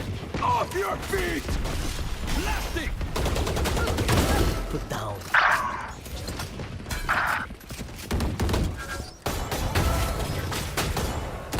Off the back of the breach out, they're able to find so much damage right now. Kill after kill. And it is going to be another round coming in for DUPG. Even though they lost a player early on, that breach out and the conversion off the back of it, I think we even saw them getting like an aftershock kill. So yeah, things looking really good.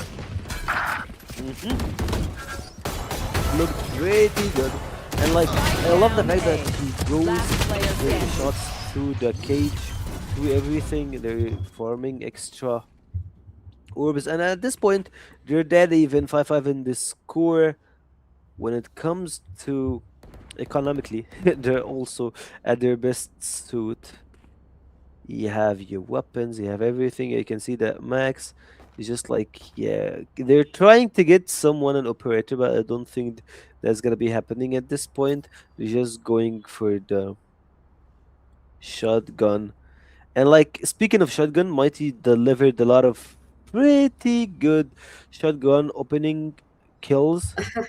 And him and Score are just like the dynamic duo that they're just running all over the place trying to get most of the work. FNoob showed up in 1 round. Joggy did the same, but other than this, it's only Score and Mighty. Yeah, they're definitely leading the charge here for sure. Envy though, he's just been getting this mid control completely for free. Juggy this time ready for the peek, shuts him down. F-Noob goes down 1-for-1. Both sides, the trades are perfect from the side of DUPG, despite GGG getting those first 2 kills. With Cypher going down, that does mean that the site is much more free for business right now. Juggy still towards the backside, trying to make a difference.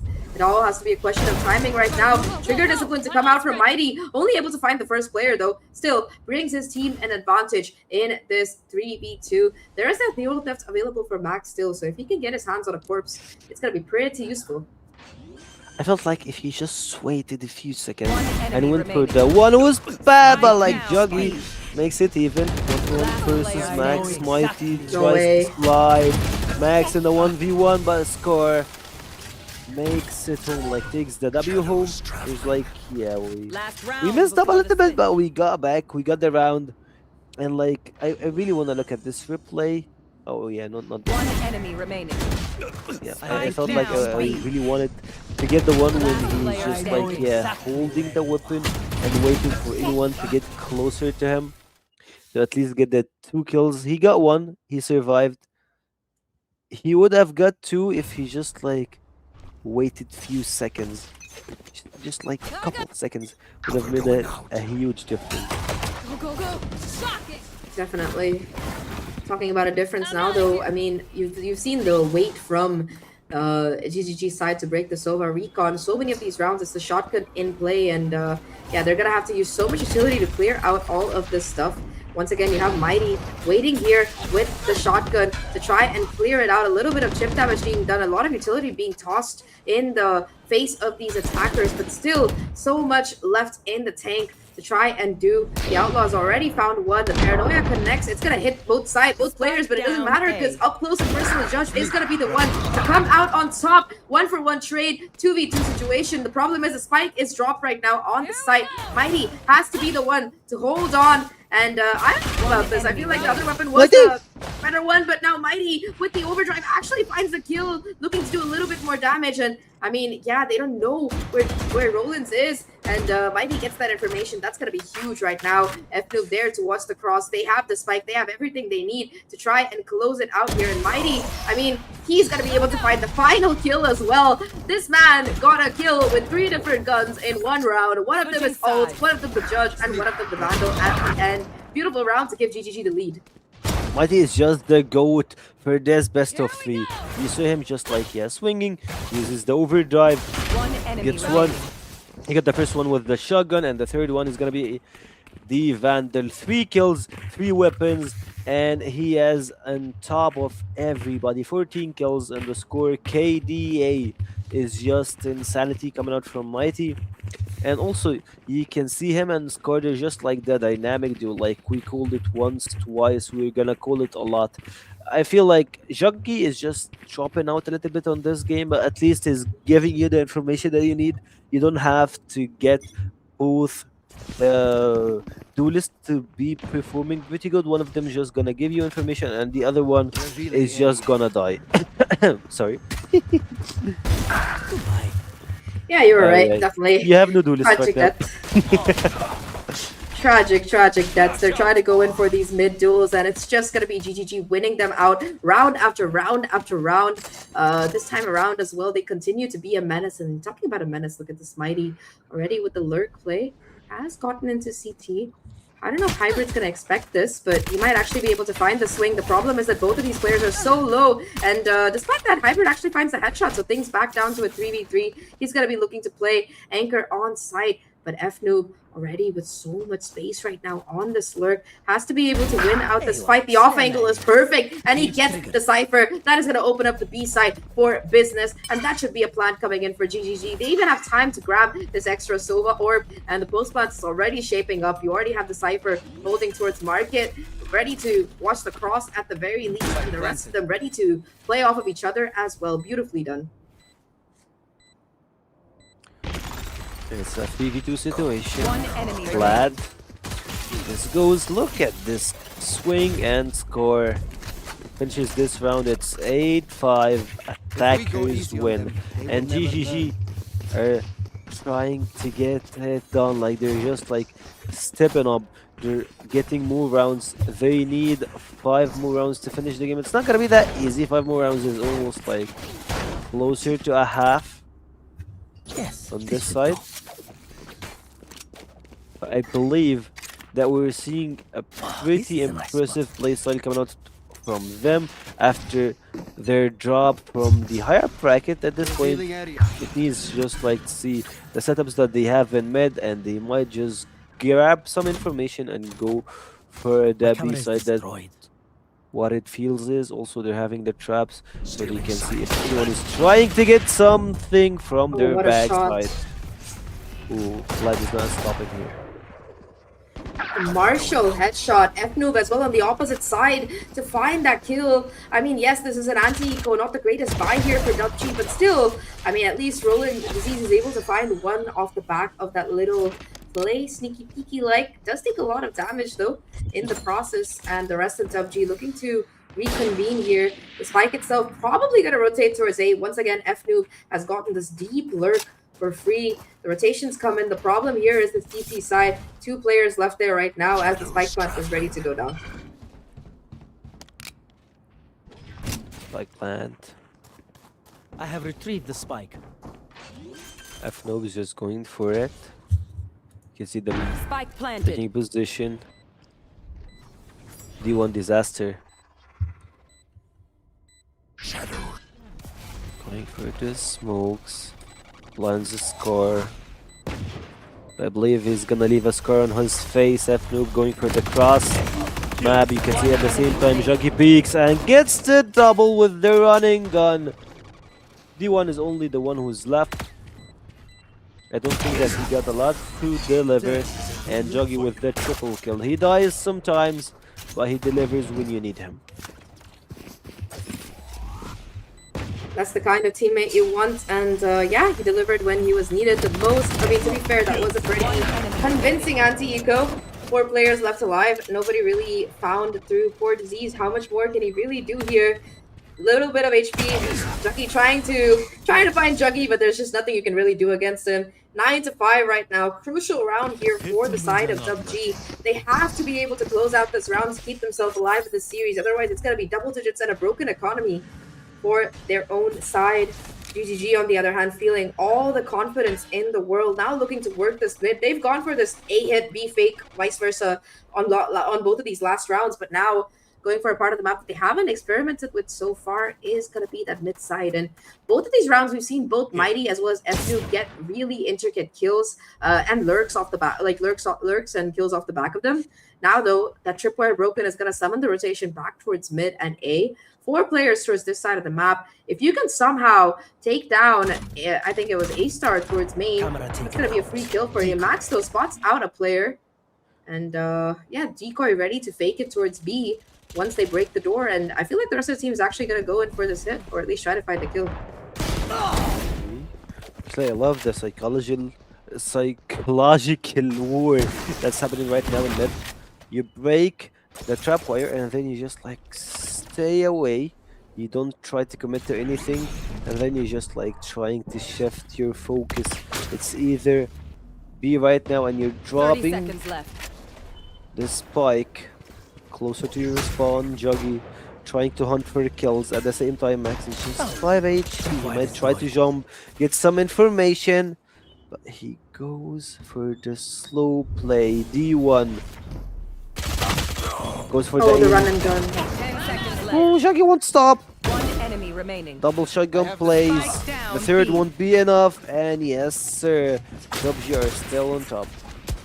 Yeah, for a second it felt like there was a chance, especially with Juggy finding those 2 opening kills, but DUPG just swinging in with the shotgun. We talked a lot about Mighty's Bucky. Let's talk a little bit about the judge here, and of course A-Star on the solo with that crossfire denies the crossover onto site. He finds the last 2 kills, so yeah, saving round from these 2 players, but for the rest of them, I mean, GGG, remember that was GGG's bonus round. They didn't really have the greatest buy. DUPG, on the other hand, were fully stacked and they only had 2 players or 3 players left alive at the end of it. So a little bit of economic damage done at the very least. In the meantime, though, it's going to be a hard execute towards this B site. Already, the Neon spotted out in the corner, forced back right now, and Mighty takes so much damage right now. Juggy, though, looking to find the kill in the corner. TP's away as well, but the problem is they didn't clear Envy. 2 for 2 at the end of all of that. But A-Star ready to kill the Sova. The problem is you're in the open and you're droning. I think he realized that and immediately caught off of it. 2 of these players, one looking decently low. They have to take contact together right now. Look at the play coming in from DUPG. They know they have the advantage and they're going to try to play as a team right now. Everybody falling back. I loved actually what Envy did. It felt like he opened his 3rd dimension. He added 2 walls into the map, and right now you can see Scar is just getting some kills, but Envy. I'm just gonna call his name a lot since like this guy is just delivering, doing his best, trying to hold DUPG into his base. But D1 makes it equal. 2-4, 1-man max with the double beak. Makes 9-7 is the score. I don't think that it's gonna be a really good start for the attackers. GG are trying to finish this game, but Envy's position again. Look at this, like he was close to get a triple kill. But like the wall made everything.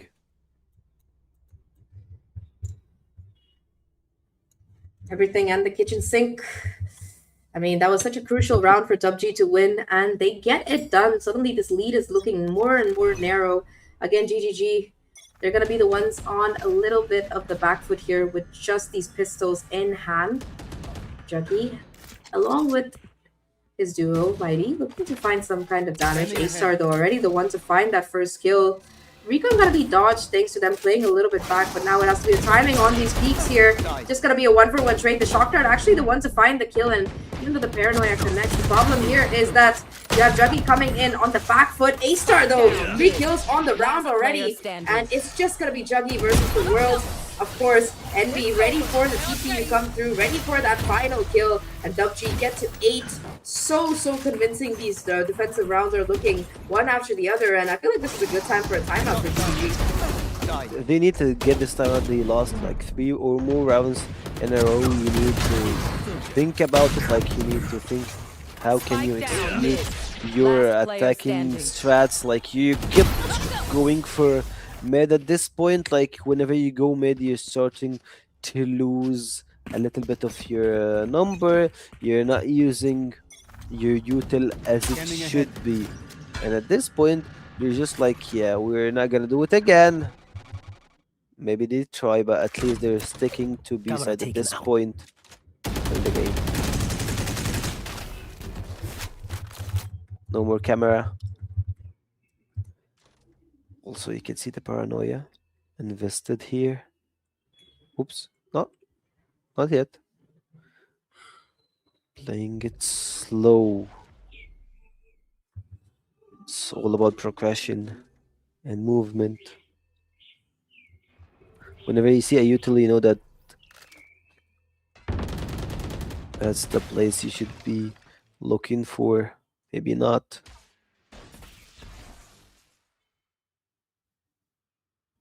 Gonna be the one to break the door. Goes for the peek and actually finds that first kill onto Disease. That kicks off the Yoru ult here. It's gonna have to be a 4v5 retake from DUPG as they're forced to let go of the site. They still do have that Cypher utility and the cages available to try and do some damage and work on the retake. Envy though on the flank, he plays distraction as Hybrid finds a kill. A-Star now denying the spike plant thanks to this Hunter's Fury coming through, and he actually finds a kill off the back of it. This flank as well from Envy. He's walked up all this way looking to find the kill. Just so much damage to Clandestine. Spots out the second player as well, and they haven't even gotten the spike down, but DUPG, they're still the ones with numbers in their favor. Mighty has to be able to find this kill.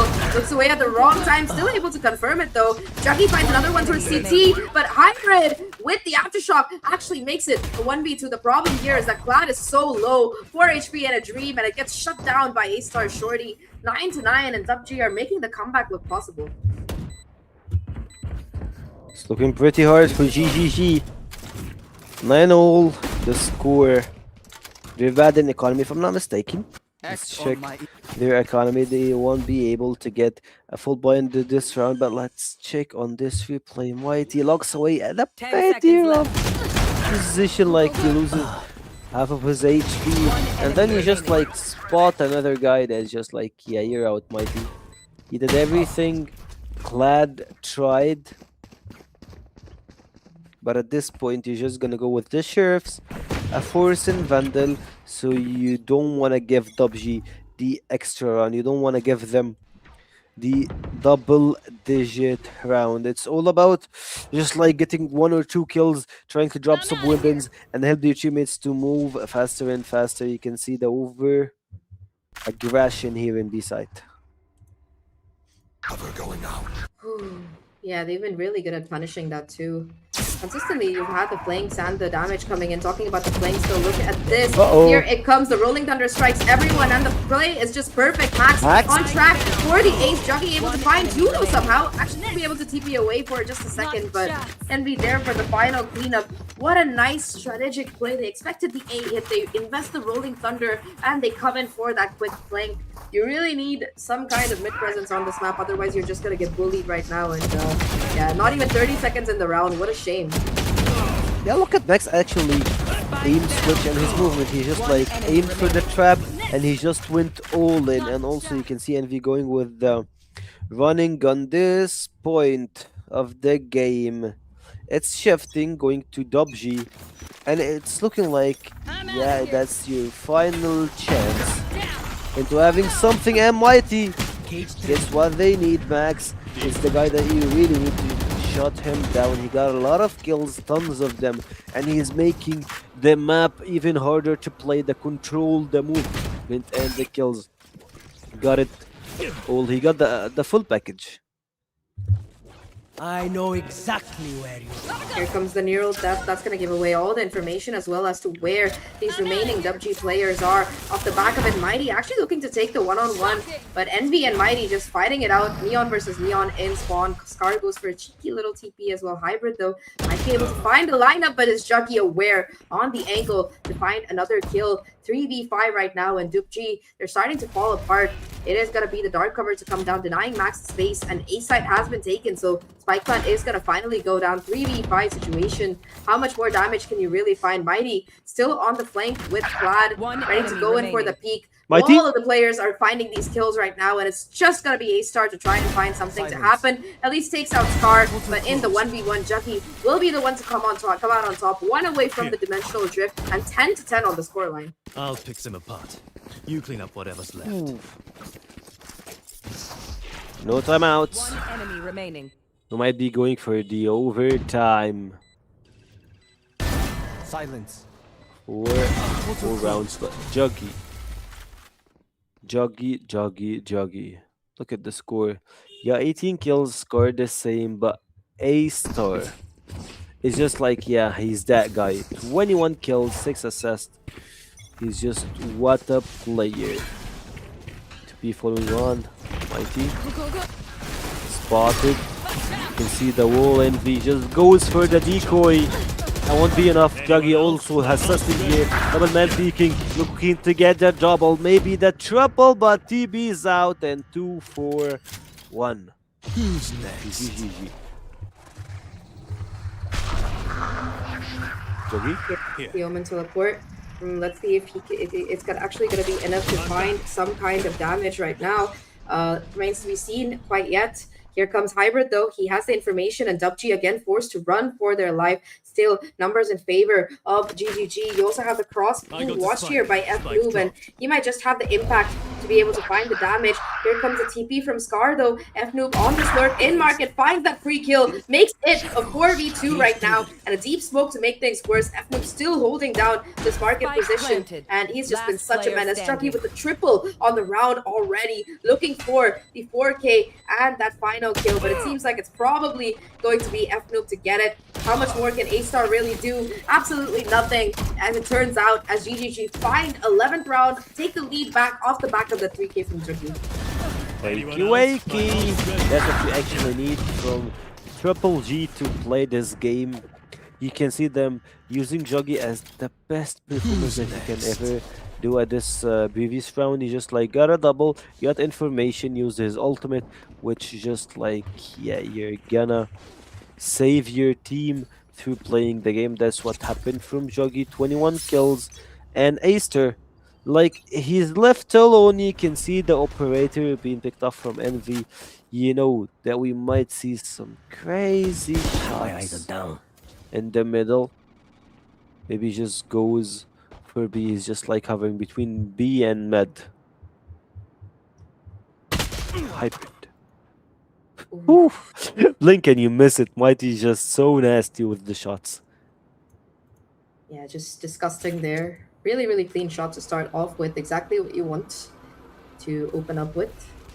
However, site has been proven to be completely clear, and Clad also does have this Hunter's Fury. Could be a useful tool for, you know, the close plans if necessary. A-Star though caught out in the open. Cladison gonna take him down. At least Juggy and Envy find 2k apiece to be able to make it into a 3v3. Paranoia ready to go. Here comes the neon wall. Clad actually gonna be able to get the plant. The problem is, look at Envy. Already he's taken up so much space, and with the Guardian actually finds that first kill. Here comes the overdrive right now, caught between a rock and a hard place. FNU has to be able to find the kill, but Clad just goes so huge. Oh my god, Max in a 1v2. We've seen FNoob clutch it out before, but Clad somehow finds both of those headshots, knows where this other player is, now has to be able to close things out. FNoob perfectly back up, and GGG get themselves to match and series point. What heroics from the Sova there. Clad just going absolutely ballistic. Love the juggle, love the play, and also Clad just like, yeah, he's gonna be sleeping all game, but when you need him, that's the case. Like, you don't have to get like, I don't know, 20, 30 kills in one game. You just need to get those clutchy moments, and at this point, you're all having the full util. The perfect guns. On the other side, you can see them just like trying to live out scrums. Envy, no ultimate, no nothing. Might help him. Mighty on the other side is just holding it, but Envy makes the trade. Might help his team to get some extra weapons. 4v4 situation. No more duelist for DUPG. Ooh. It's been looking very, very Portal dicey, closed. 100%. DUPG already with 2 players down. Still a hope left though, because they do have Max anchoring down the sites. If he can take down Scar here, that's going to be absolutely massive. I'm not Still sure have two if that... clutch players, like, yeah, Max and Ace. A-Star, yeah, he's been really good Yeah, this he's game good. so far. He has to step up huge now, though. Ooh, that's actually the dink onto Scar. All right, Max able to find the first headshot. That's going to be very, very crucial as we go forward right now. Of course, Scar going to be able to tuck himself into the corner here. Maybe even find himself a cheeky kill or two. But instead, yeah, it's just going to be the patience play. Narrowly misses out on his demise thanks to those shock darts. Now with his drone coming in, I think he's going to be baiting for Juggy. He might actually TP right into the ultimate there, but instead it is going to be his teammate to find a kill off the back of the Sova. While Juggy with the 3k right now, ready with the TP as well. Could possibly find an ace, but it's denied by FNoob, and things look like they're going to be over. Clad closes it out with the shock dart of all things, and GGG 2-0. Their opponents move on in the slower bracket, stay alive in this tournament. Well, DUPG, unfortunately, we're going to have to say goodbye to them. DUPG are out, and GGG just delivers in a pretty solid performance. I love the juggles, I love the mind games that they had on the last round. They're just like, they're a lot better when it comes to mind games. We have seen it across the entire second game, and through the replays, you can see like a lot of Juggy and Death is cold. Clad movement. I felt like Clad is going for the knife somehow in the last round. It would have been crazy, I believe. Yeah, it would have been super funny, 100%. So, yeah, it seems like a shame that it didn't go through all the way, but still. I think overall that was a really good game. Death is cold, friend. Yeah, I think that was a really good game coming in from both of these teams, and I mean, shout out to GGG. They kept their mental up for so long. They were able to make that comeback happen. And even when it looked like DUPG were the ones to take the lead at 10-9, they made it look so dynamic. The next 4 rounds that they won in a row. Yes, you had Juggy with his individual heroics in the second half, Mighty in the first one, but I think Clad really stepped up in these last couple of rounds. A 3K on one of the most crucial rounds, that major swing round that kind of decided the fate of this game, I think. Being able to deny the kill from the Neon ult and also finding 2 headshots somehow is just absolutely bonkers. Absolutely good. You got your W's, you're still on the lower bracket.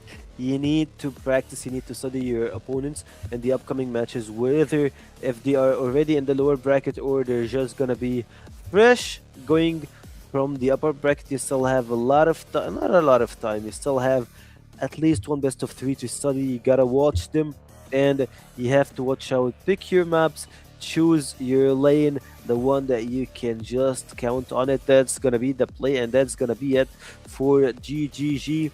They're still going for the upcoming match in the lower bracket. I believe that tomorrow we're gonna be having a pretty impressive games to watch. Also, I believe that today was a pretty fun one. It felt like more that DUPG were not ready into playing for this in this series, but like overall they did a pretty good show. They did the best out of it, and at this point I believe that GGG are, I don't know, like whether are they gonna be pretty good like we saw them getting destroyed in the upper bracket.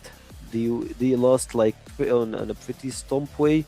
They still need some tactics to play on. I didn't feel that they're all on the same page. Sometimes it's all about heroic plays. It's either I don't know, Clad clutching around or one of the boys, but like no actual tactic into how to decide what should you do when you have some information based on what you can play. That was the problem I felt that's coming out from them.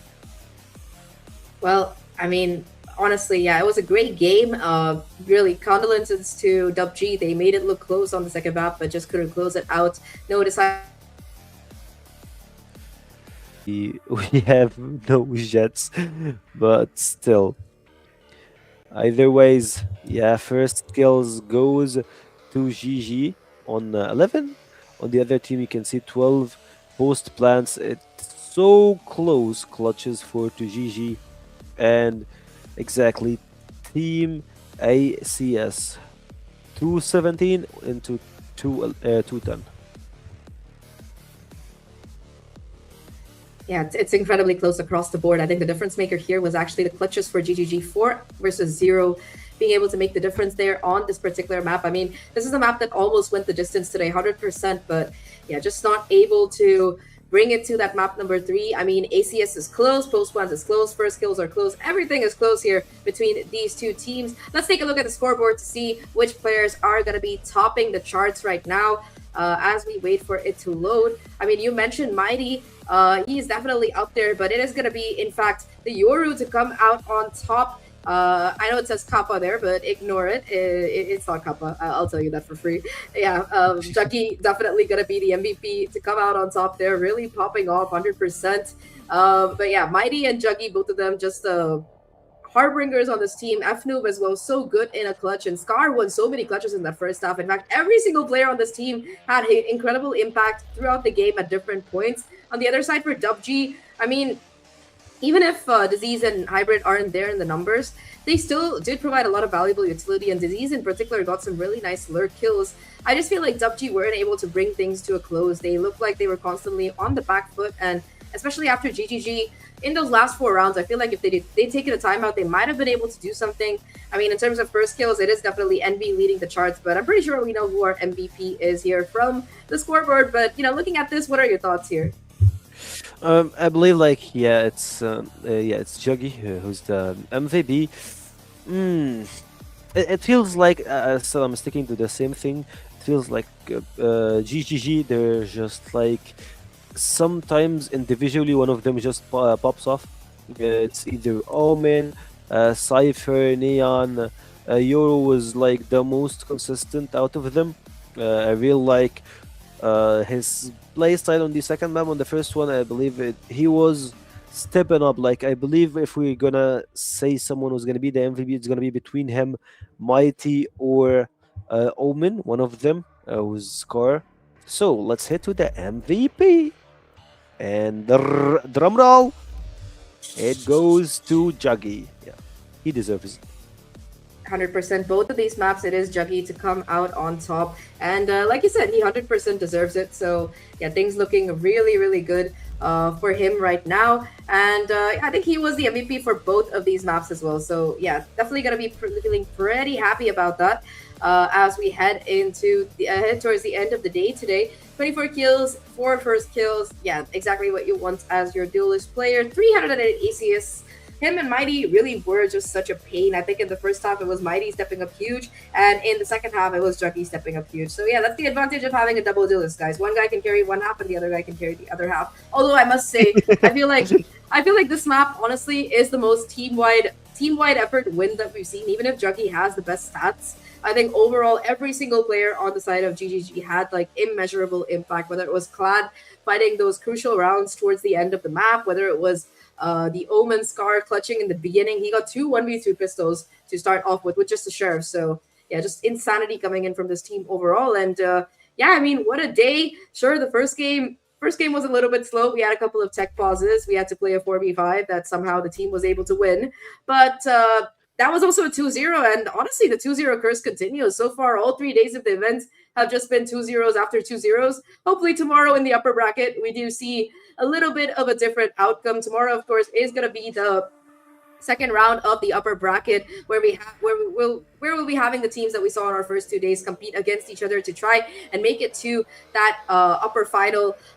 Tomorrow is going to be the semifinals, so yeah, do tune in at the same time. Stay tuned. We have a lot more Valorant action coming in for you, and unfortunately today we're going to have to say goodbye to 2 of our teams, both DUPG as well as the team from the first series who, you know, despite playing a 4v5, weren't able to close it out. A little bit unfortunate, but yeah, either way, Misfits, shout out to you. Thanks for playing in the tournament, but yeah, they weren't able to make it further. Either way, though, I think that's going to be it for today. Any closing thoughts for you, Sekio, before you sign off? Thanks for having me today. I love your energy, Zach. It's you're the best, and yeah, I'm pretty interested. I'm waiting to see what's gonna happen on tomorrow. Thank you for your time, and thanks to everyone who's watching, and see you tomorrow.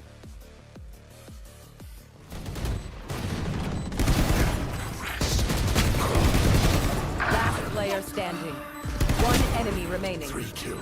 My ultimate is ready. Shadows traveling.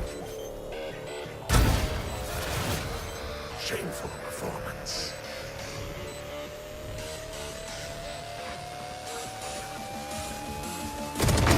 One enemy remaining. Spike down A. Camera taken 30 out. seconds left.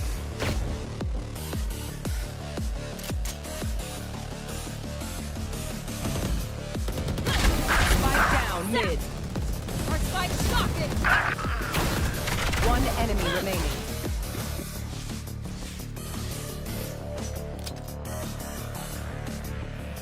Almost out.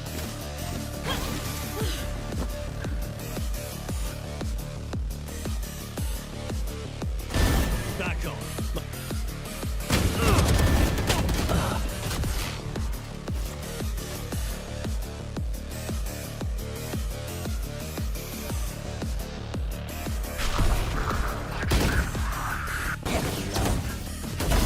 Ewa, slimmer. Gone.